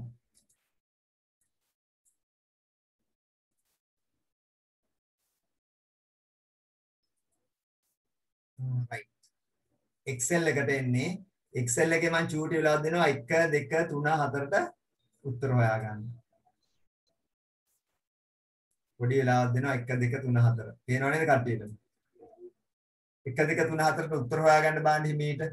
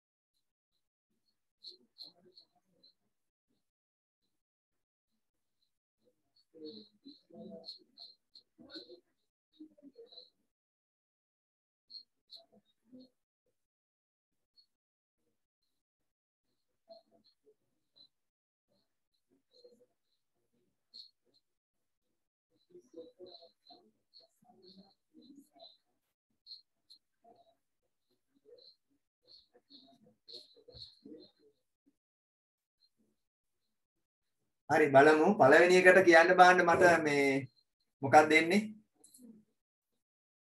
පළවෙනි එකේ කියනවා සචින්තගේ කොමිස් මුදල මේ කියන්නේ පහත දක්වා ඇත්තේ දිනු ගෘහ භාණ්ඩ විකුණුම් ආයතනයේ සේවකයන්ගේ වැටුප් ගණනය කිරීම සඳහා යොදා ගනු ලබන පැතුරුම් පත කොටසකි. ඒ සේවකයන්ගේ මූලික වැටුපට අමතරව ඔවුන් විසින් විකුණන භාණ්ඩ ඒකකයක් සඳහා රුපියල් 100ක් බැගින් කොමිස් මුදල් ගෙවීමක් සිදු කරයි. සෑම භාණ්ඩයකටම යාලට කොමිස් මුදල රුපියල් 100ක් හම්බ වෙනවා. හරි? මූලික වැටුප හම්බ වෙනවා සේවකයෙක්ට මෙතන 5000යි 4700යි 5300 වම හම්බ වෙනවා. සෑම විකුණන භාණ්ඩයකටම රුපියල් 100ක් හම්බ වෙනවා කොමිස් මුදල. හරි? ඒකකයකට. එතකොට ওই ටික තමයි කියන්නේ. එතකොට සචින්තගේ කොමිස් මුදල D4 කෝෂයට ලබා ගැනීමට අදාළ සූත්‍රය කුමක්ද? මේ සචින්තගේ D4 එකට කොමිස් මුදල 2500 ලැබිලා තියෙනවා.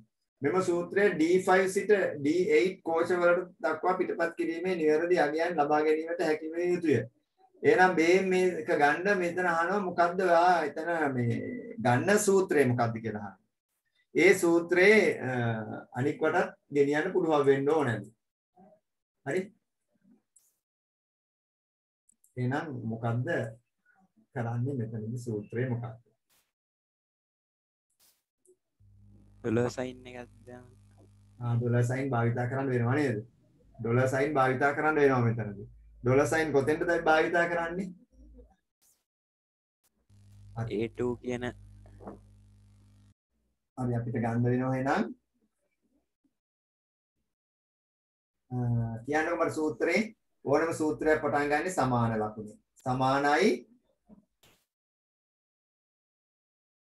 සචින්තගේ කොමිස් මුදල හොයාගන්න ඕනේ. සචින්ත 25ක් විකුණලා තියෙනවා. 25 තියෙන්නේ කීයද? C4 වල. එහෙනම් C4 ගුණ කිරීම මොකක්ද දෙන්න ඕනේ? කොමිස් මුදල තියෙන්නේ කොතනද? D2 වල. කොමිස් මුදල තියෙන්නේ D2 වල. එහෙනම් D2 වල කොමිස් මුදල තියෙනවා නම් ඒක අපි নিরপেক্ষ කරන්න ඕනේ. ඒක අපිට පහලට අදින්න පුළුවන් වෙන්න ඕන වෙනස් වෙන්නේ නැති වෙන්නේ. එහෙනම් D මොකද්ද ගන්න? ඒකකයක් සඳහා කොමිස් මුදලද? Dollar sign 2. මොකක්ද අහලා තියෙන්නේ? ඒකකයක් සඳහා කොමිස් මුදල. අචින්තගේ කොමිස් මුදල D4 කෝෂයට ලබා ගැනීමට අදාළ සූත්‍රය කුමක්ද? කොමිස් මුදල සම්පූර්ණයක් ගන්න ඕනේ පුතේ. සම්පූර්ණයක් ගන්න ඕනේ. කොමිස් මුදලනේ ගන්න ඕනේ. මුදල සමානයි විකුණුම මේක ගණන වැඩි කිරීම ඒකකයක් සඳහා කොමිස් මුදල. ඒක කියලා දෙනවද? කොමිස් මුදල විකුණු ඒකක ගණන. හරි විකුණු ඒක ගණන C4 වල තියෙනවා. වැඩි කිරීම ඒකකයක් සඳහා කොමිස් මුදල. හරිනේ ඒක 100. අර D2 වල තියෙන 100. ඒකකයක් සඳහා හම්බෙන්නේ 100යි. ඒක D2 වල තියෙනවා. මෙතන 25 තියෙනවා. එහෙනම් 25 වැඩි කිරීම 100. කීය දෙන්නේ 2500. ඒක තමයි කියන්නේ. එහෙනම් C4 times D dollar sign 2. මෙන්න මේක තමයි සූත්‍රය.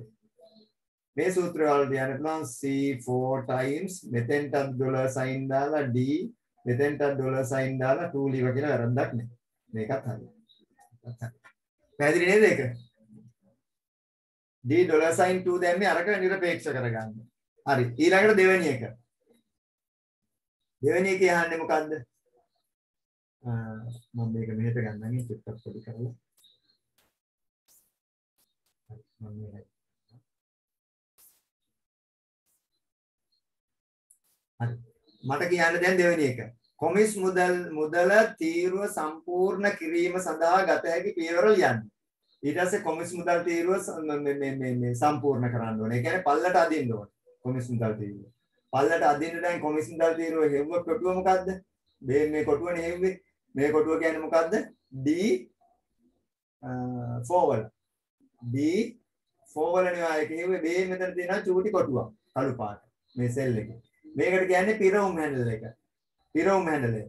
එහෙනම් ඔයා නැවතත් මේ D4 සෙල් එක ක්ලික් කරලා D4 සෙල් එක නැවතත් ක්ලික් කරලා මේ පිරවුම් හැන්ඩල් එක මතට එන්න ඕන. එනකොට මේ වගේ කළු පාට කතරයක් එනවා. හරි? ඔබ පිරවුම් හැන්ඩල් එක තාපම චූටි කළු පාට කතරයක් එනවා. ඊට පස්සේ ආයතන ක්ලික් කරගෙන මොකද කරන්නේ? අදාළ සෙල් එක දක්වා ඇදගෙන යනවා පහළට. ඇදගෙන ගිහින් අතාරින්න. එතකොට මේ ටික ඔක්කොම කැල්කියුලේට් වෙනවා. හරි. එහෙනම් මොකද කරන්නේ?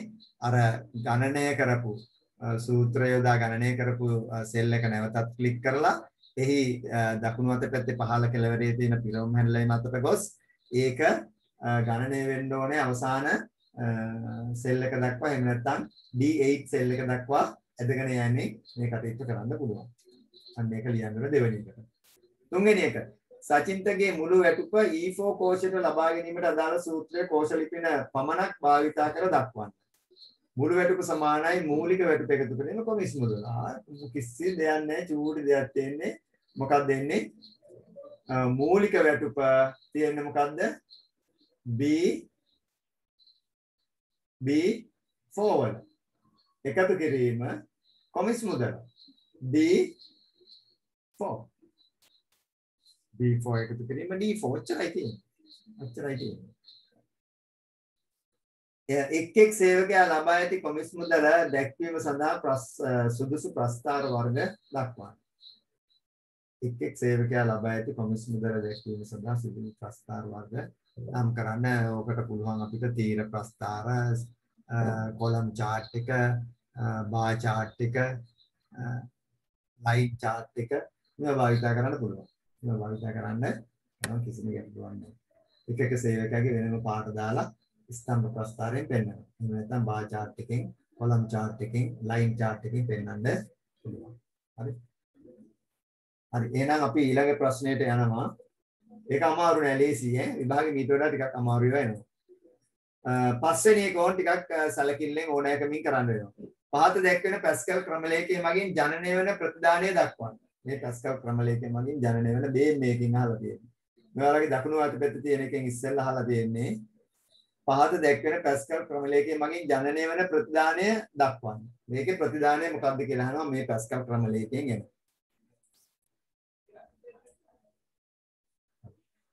මේක අපි ඉස්සෙල්ලා බලමු. ඔයාලා හොයන්න බලන්න ප්‍රතිදානය මොකක්ද කියලා.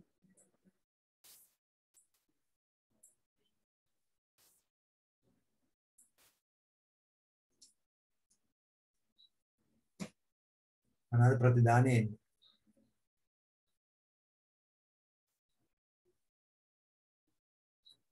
හොයන්න බලන්න මේක.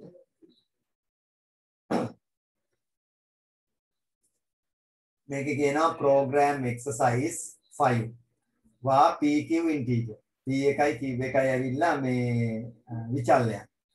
එහෙනම් p එක ඇවිල්ලා ඉඩක් q එක ඇවිල්ලා ඉඩක්. RAM එක ඇතුලේ මේ ඉඩ දෙකක් හැදෙනවා. මේ ඉඩ දෙක තමයි මේ ඉඩ දෙකට දාන්න පුළුවන් integer. නිකිල වර්ගයේ සංඛ්‍යා දාන්න පුළුවන්. ඊට පස්සේ එතනදී කියනවා p is equal to 1. q is equal to 1. p එකයි q එකයි ආරම්භක අවස්ථාවේදී එක එක බවට පත් වෙනවා කියලා කියනවා. හරි. ඊට පස්සේ while p less than 42. p එක 40ට වඩා අඩු වෙලා තියෙනකන් කරගෙන යන්නද. දැන් p එක කීයද? p එක 1යි. එහෙනම් කරනවා මේක. p එක 1යි. p එක 40ට අඩු වෙලා තියෙන තාක්කල් කරන්න කියලා කියනවා. හරි. while p less than 40 do begin. do begin. begin එක ඇතුළේ ලියනවා write ln p. p ලියන්න. p ලියන්න. write ln කියලා කියන්නේ. එහෙනම් අපි මෙහෙම කොටුවක් ගන්නවා ප්‍රතිදානය පෙන්වන්න. මේකේ ප්‍රතිදානය අපි පෙන්වනවා මේ කොටුව ඇතුලේ ප්‍රතිදානය අවුට්පුට් එක. අවුට්පුට් එක පෙන්වනවා. දැන් ඔයාලා හොයාගත්තද අවුට්පුට් එක? දැන් ඉමේජ් හොයන්න බලන්න අවුට්පුට් එක කවුරු හරි මට කියන්න ඕනේ අවුට්පුට් එක මොකක්ද කියලා.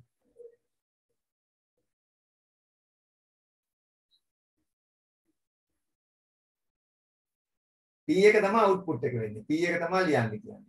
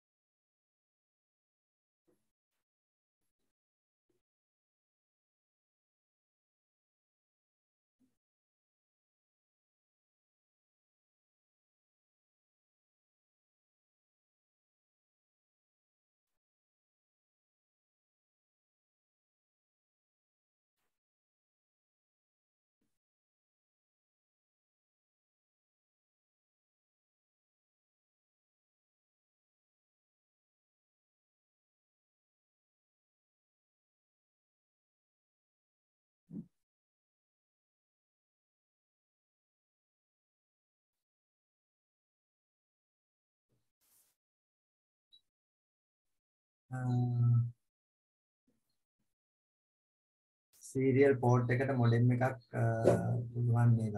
සීරියල් පෝට් එකට මොඩෙම් එක සයි කරන්න පුළුවන්.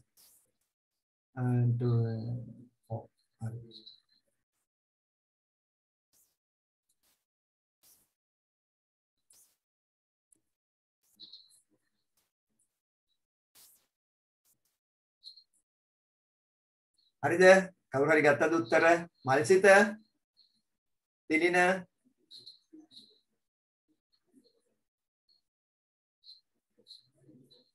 නදීෂණ රවිඳු ඒනුක දයනි මනෝජ් දුලින් මම නම් ටික කටපාඩම් කරනවා.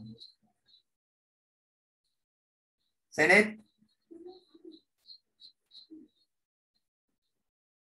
හර්ෂණි විනාඩි ඉඳලා හරියන්නේ දැන් මේවට මේ අවුට්පුට් එක කියන්න වෙනවා. හරි කියන්න බලන්න පළවෙනි අවුට්පුට් එක මොකක්ද දෙන්නේ? මේකේ ආරම්භයේදී කියනවා P එක 1යි Q එක 1යි කියලා. while P less than 42. P එක 40ට වඩා අඩු වෙනකම් කරන්න. දැන් P එක 1යි නේනම් කරන්න පුළුවන්. එහෙනම් right ln P. ඊට පස්සේ යටින් කියනවා right ln P. P කියපම් P යාගේ ලියනවා. P වල අගේ කීයද දෙන්නේ?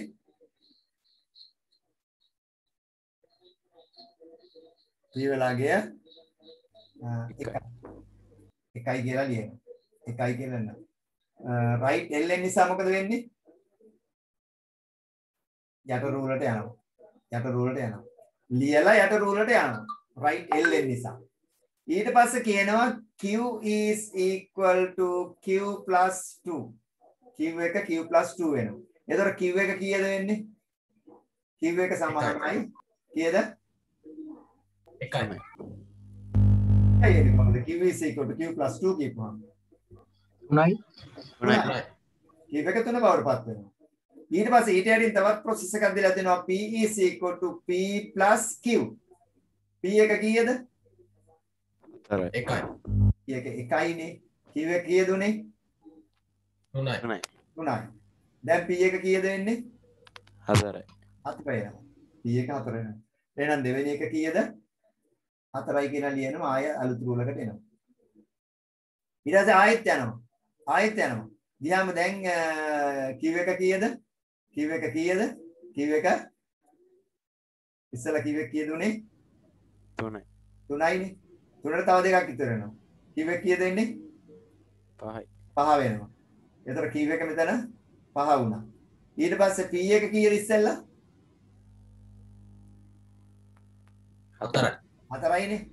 4යි මෙතන q එක 5යි. 4යි 5යි 9යි. 9. එහෙනම් 9 ලියනවා. යට රූලට එනවා. යට රූලට එනවා. මතක තියාගන්න ඈ. Q එක 5යි. Q එක 5යි. දැන් මෙතන මොකද වෙන්නේ? Q එක 5යි.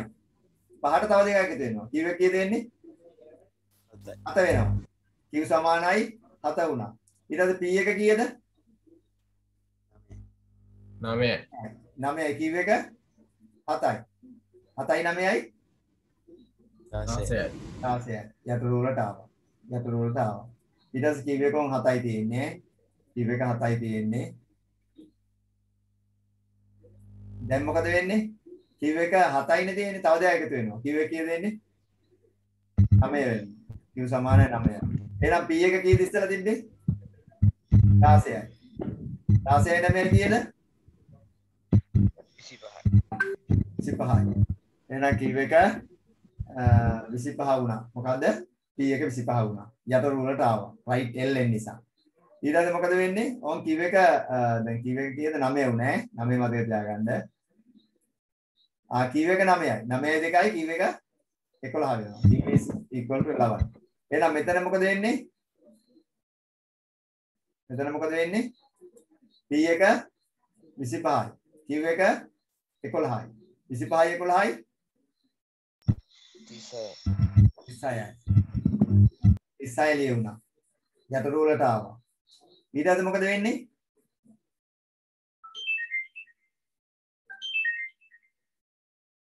ඊළඟට මොකද වෙන්නේ? ඊළඟට 9යිනේ. 9 මොකද වෙන්නේ? 11යි. 11යි 2යි 13යි. මේක 13 වෙනවා. අතන 36යිනේ. 36යි 13යි 40 පයින්නවා. 40ට වැඩි වෙනවා. එන්න වෙනවා ප්‍රෝග්‍රෑම් එක. ප්‍රෝග්‍රෑම් එක එන්න වෙනවා ආයෙ වෙන්නේ නැහැ. ආයෙ වෙන්නේ නැහැ. එහෙනම් උත්තරේ වෙන්නේ මොකද? 1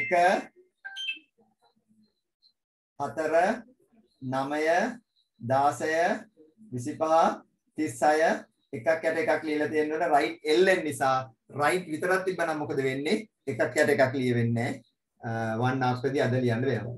හරි. පැහැදිලිද ඒක? හරි ඊළඟට අපි යනවා. ඊළඟ එක කියනවා ආ කොටස. සංඛ්‍යා තුනක් A B හා C ලෙස ලබාගෙන කුඩාම සංඛ්‍යාව ප්‍රත්‍යානය කිරීම සඳහා සකස් කර ඇති පහත දැක්වෙන ව්‍යාජ කේතය සඳහා සුදුසු ගැලීම් සටහන අඳින්න. මේ ව්‍යාජ කේතයට සුදුසු ගැලීම් සටහන අඳින්න. හරි. එහෙනම් ඒකටත් මම අවස්ථාව දෙන්නම් ඒක අන්තිමට දැන් ඔය අනාතර කරන්න ඒක. ඊට පස්සේ අපි 6 වෙනි එකට යමු. නැත්නම් අපිට වෙලාම දෙනවා. ඕකේ ගැලීම් සටහන අඳින්න ඕනේ. හරි? හරි. ඊළඟට එන්න පහත දැක්වෙන්නේ පාසල පුස්තකාලයක්. පාසලක පුස්තකාලයක් සඳහා සකස් කළ සම්බන්ධතා දත්ත සමුදායක වගු කීපයකි. ඒ ඇසුරින් අසා ඇති ප්‍රශ්න වලට පිළිතුරු සපයන්න. හරි? මේක දැන් මේකත් එක්ක අපිට බලා ගන්න ගැටලුවක් තිබෙනවා. ඊළඟ පේජ් එකට ගියාම මේක බලා ගන්න බැරි හින්දා මම මෙහෙම දෙයක් කරන්න. අප්‍රයක් දෙන්න කට්ටිය.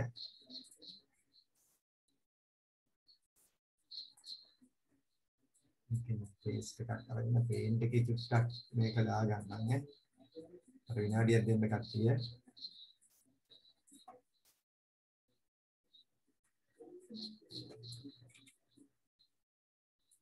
දියලාවක් ඈ. small type.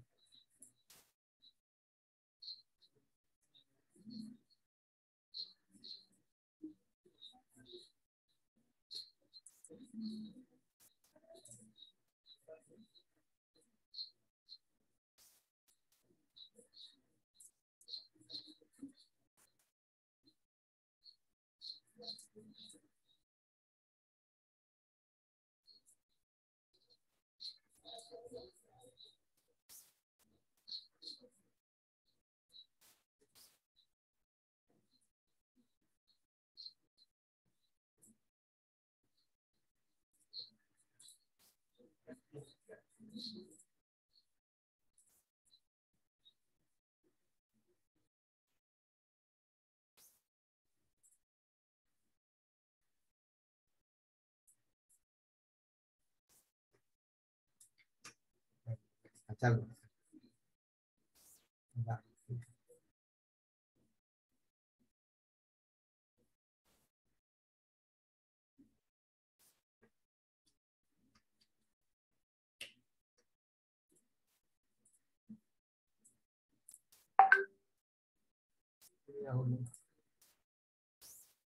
apprendele.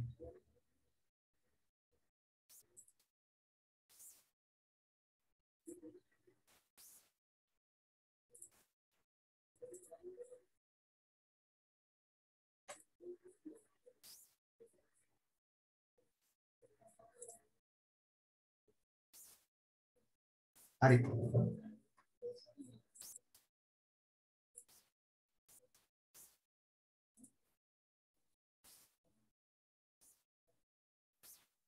හරි මේක අහනවා ඉහත වගුව තුල ඇති ප්‍රාථමික යතුරු මම මේක මෙහෙම ගත්තා මේක ගන්න තමයි ගැටලුව ආවේ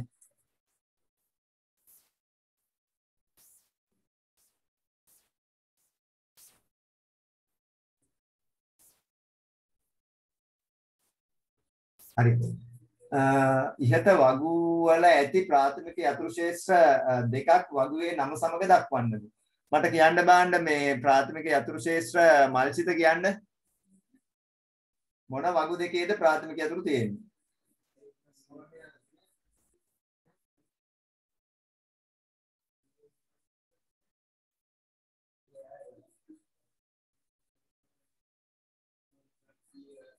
ඒනුක කියන්න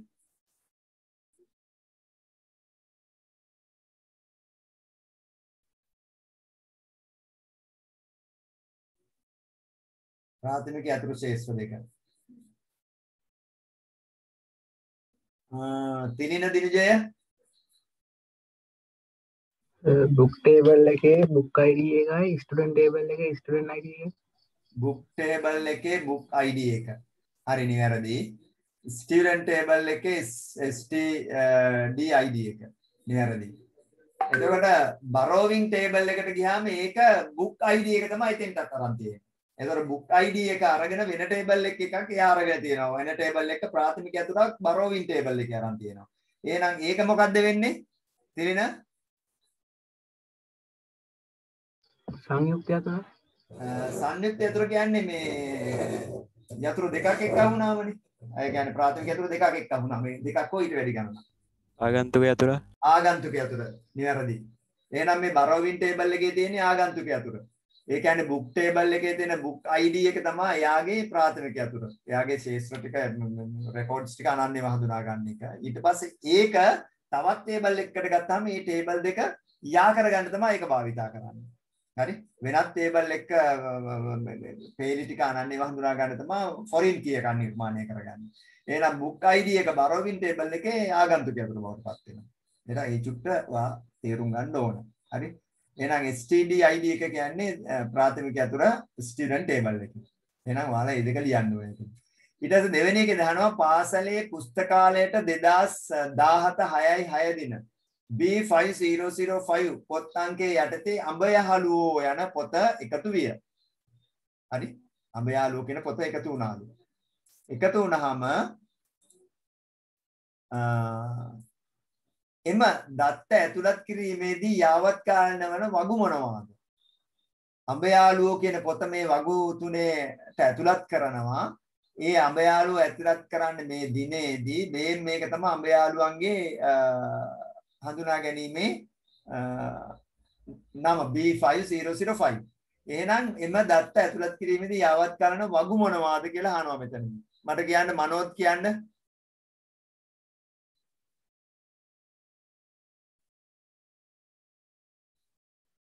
යාවත් කරන වගු මොනවද කියන්න?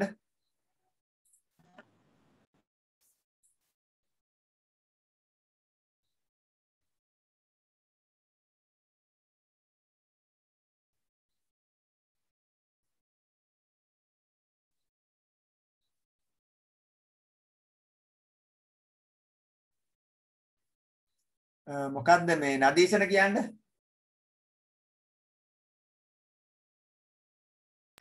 book table book table එක. ගයනි හරිද ඒක? ඔව් සර්. හරි. එහෙනම් මෙතනදී යාවත් කාලන වෙන්න ඕනේ book table එක විතරයි. හේතුව පැහැදිලිව කියනවා අඹ යාළුවෝ කියන පොතක් මේකට එනවා. එතකොට book table එකේ මොකද වෙන්නේ? book ID එක මොකද්ද? B5005 කියන එක යටින් ලියනවා අපි. හරි? ඒක මම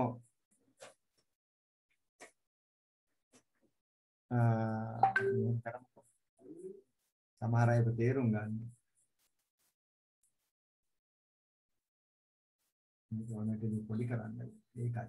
එහෙනම් මේ කියන රෙකෝඩ් එක තමයි මේකේ යටතේ තියෙන රෙකෝඩ් එක තමයි book ID එක. ඔයාලා විභාගෙදි කරන්න ඕනේ book ID කියලා ලියලා ඒක යටින් ලියන්න ඕනේ. මොකක්ද අර දාපු එක B5005 කියන එක. එතකොට name කියන එක යට ඔයාලා ලියන්න ඕනේ මොකක්ද? අඹ යහළුවෝ.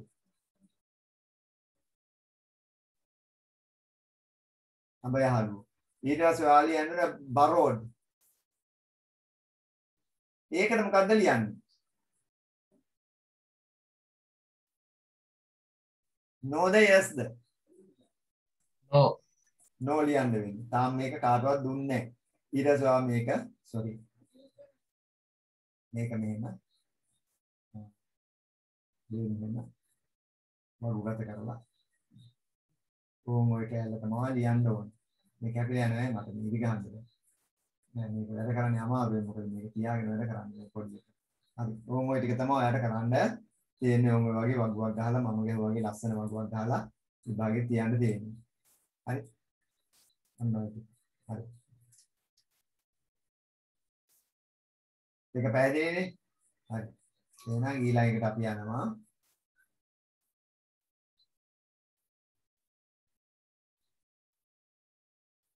ඒක යහන්නේ එම යාවත් කාලන වෙන රෙකෝඩයේ වගුවේ නම සමග ලියා රෙකෝඩයේ ඇතුළත් වන දත්ත කොමාව මගින් වෙන් කර දැක්වීම සෑහය. ආයතන මෙතන අර වගුව ඇන්දේ නැතත් යමන්න කොමාව මගින් මේක වෙන් කරලා දක්වන්න කියලා කියන්නේ මම දැන් කරපු එක තමයි. ඊට පස්සේ යනවා තුන්වෙනි එකට. රනිල් නැමැත්තා 2017 7 3 වන දින පාසල් පුස්තකාලයට නව සමාජිකයෙක් ලෙස අංක S3524 යටතේ එක් විය. එදිනම ඔහු 7 පන නම් පොත ලබා ගන්නා ලදී. එම දත්ත ඇතුළත් කිරීමේදී යාවත් කාලන වන වගු මොනවාද? මේ වගු තුනෙන් යාවත් කාලන වගු මොනවාද කියනවා මේ දත්ත ටික ඇතුළත් කරන්න ගියාම. මට කියන්නේ ඒක කවුරු හරි?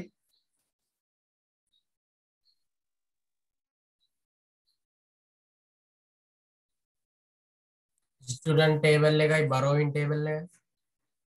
ස්ටුඩන්ට් ටේබල් එකයි බරෝවින් ටේබල් එකයි. ඒක හරිද කට්ටියම?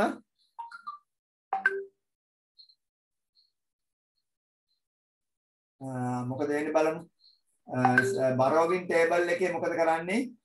ස්ටුඩන්ට් ටේබල් එක අපි ඉස්සෙල්ලා බලපුවාම කවුද? රනිල් නැමැත්තා එනවා. එතකොට රනිල් කියන ළමයාගේ නම එතෙන්ට දාන්න වෙනවා. ස්ටුඩන්ට් ID එක දීලා තියෙනවා. ID එක මොකද්ද?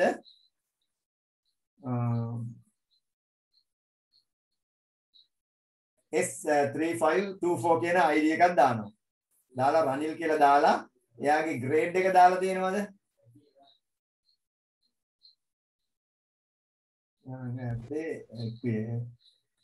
ග්‍රේඩ් එක දාලා නැහැ. එහෙනම් අපි ග්‍රේඩ් එක දාන්න නැතුව එතන තියනවා. එම දත්ත ඇතුළත් කිරීමේදී යාවත් කරන වගු මොනවාද? වගු මොනවාද? ඊට පස්සේ යා සම්බන්ධ වුණු දවසම ගත්තලු මොකද්ද ගන්න පොත? 7 කියන පොත ගත්තා. ඊට පස්සේ බරෝවින් ටේබල් එකේ යාගේ අංක දාන්න වෙනවා. මොකක්ද දාන්න වෙන්නේ මේ S3524 කියලා දාලා එතකොට යාගේ නෑ book table එකේ ඔව් book ID එක දාන්න ඕනේ. book ID එක මොකද්ද? 7 B5002 කියලා දානවා මුලින්. දාලා ඊට පස්සේ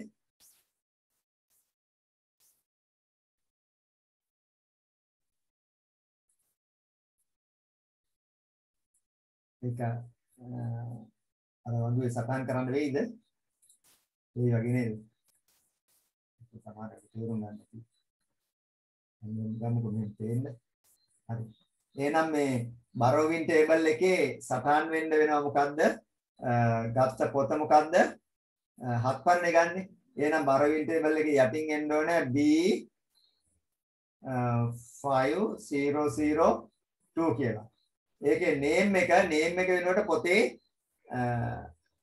ළමයාගේ student ID එක දාන්න ඕනේ. student ID එක මොකක්ද එයාගේ? S3524 අලුතෙන් ආපු එක. බරෝඩ් date එක කවද්ද මිලදී ගන්නේ? හරියට මේ ආපු දවසේමයි. එහෙනම් 3යි 7යි 2017 කියලා මේක දාන්න වෙනවා. මේ බරෝවින් ටේබල් එකට එකතු කරන්න වෙනවා. ඊට පස්සේ බුක් ටේබල් එක වෙනස් වෙනවද නැද්ද? වෙනස් වෙනස් වෙනවා. වෙනස් වෙනවා. මොකද්ද වෙනස් වෙන්නේ? yes කියලා. බුක් ටේබල් එකේ බරෝඩ් කියන තැන no කියන තැන yes වෙන්න ඕනේ. එහෙනම් උත්තරේ මොකද්ද ඒකට? එම දත්ත ඇතුළත් කිරීමේදී යාවත්කාලන වගු මොනවාද? බුක් ටේබල් එකයි බරෝවින් ටේබල් එකයි ස්ටුඩන්ට් ටේබල් එකයි යන තුනම. එම යාවත්කාලන රෙකෝඩ වගුවේ නම සමග ලියන්න.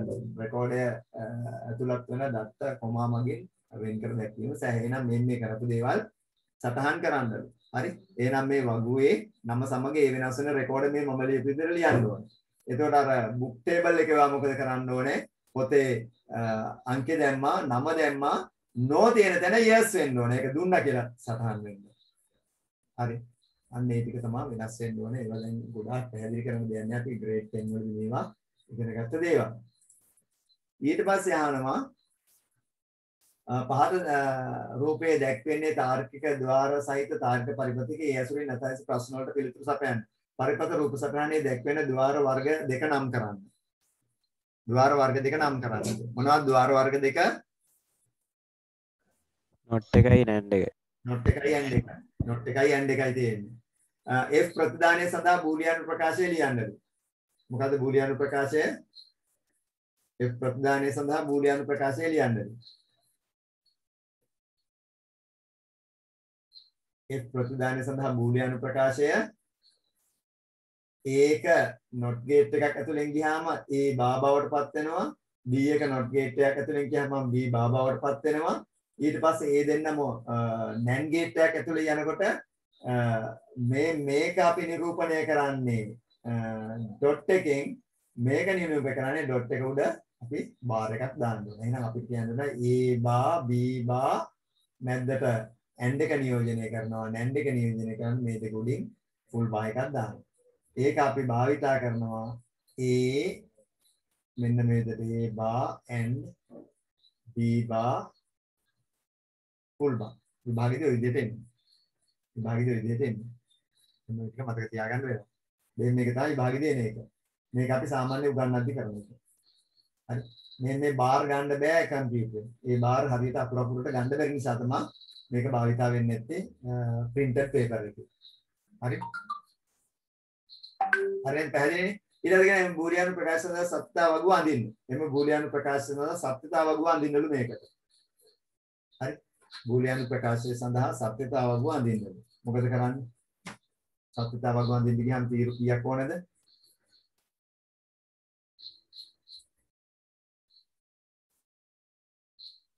ආදාන කීයද?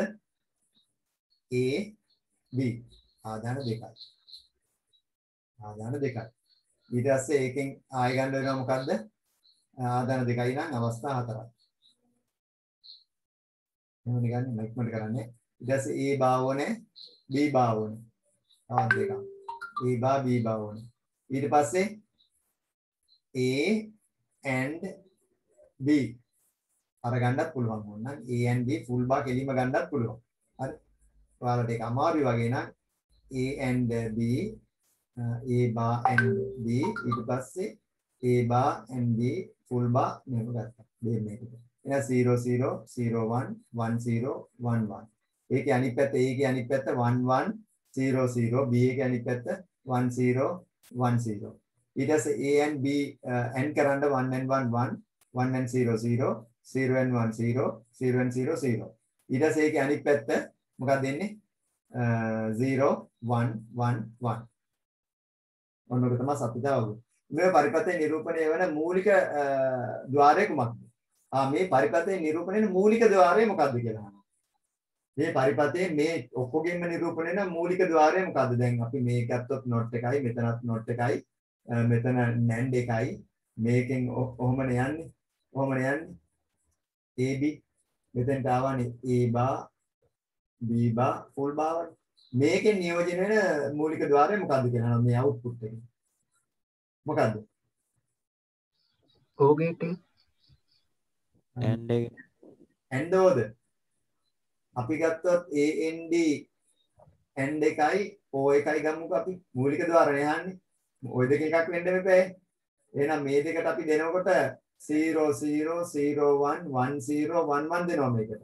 0 and 0 0 0 and 0 O 0 0 0 and 1 0 0 O 1 1 1 and 0 0 1 O 1 1 O 0 1 1 and 1 1 1 O 1 1 කොහොමද දෙන්නේ? O එක. එහෙනම් මේකෙන් නිරූපණය වෙන මූලික ద్వාරය O. මූලික ద్వාරය O කියලා සටහන් කරන්න වෙනවා. පැහැදිලි නේද? හරි.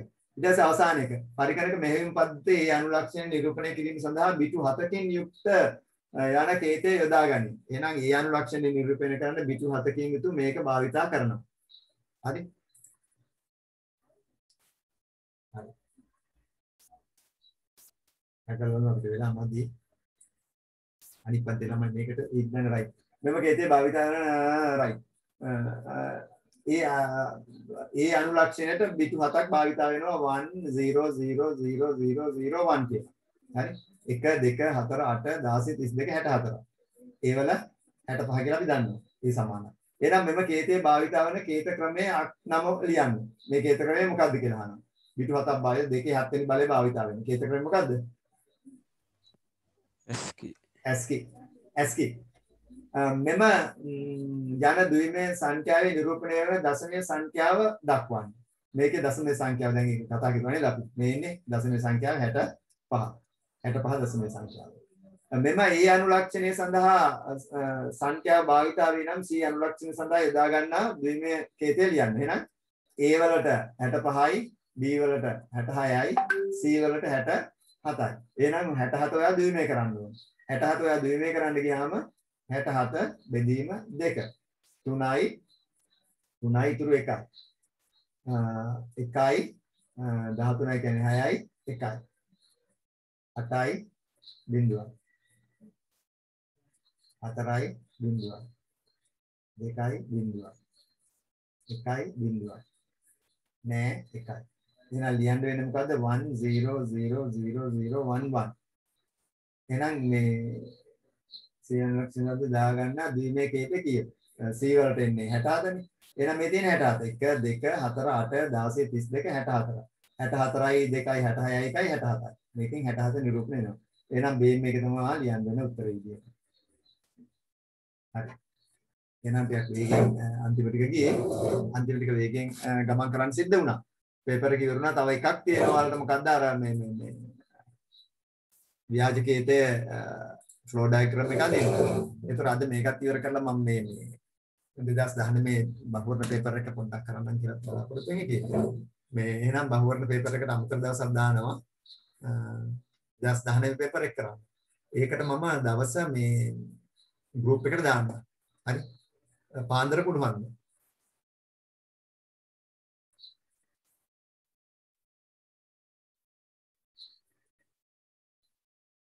පාන්දර ගැටලුද කට්ටියට? 5 6:00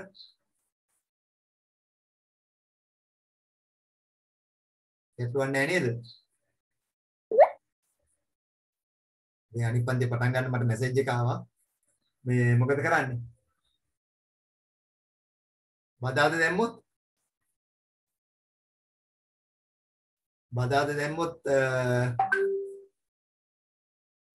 5:00 ඉඳලා 7 පුළුවන් දොක්කොට මට උස්සන්න පුළුවන් අය බදාද 5:00 ඉඳලා 7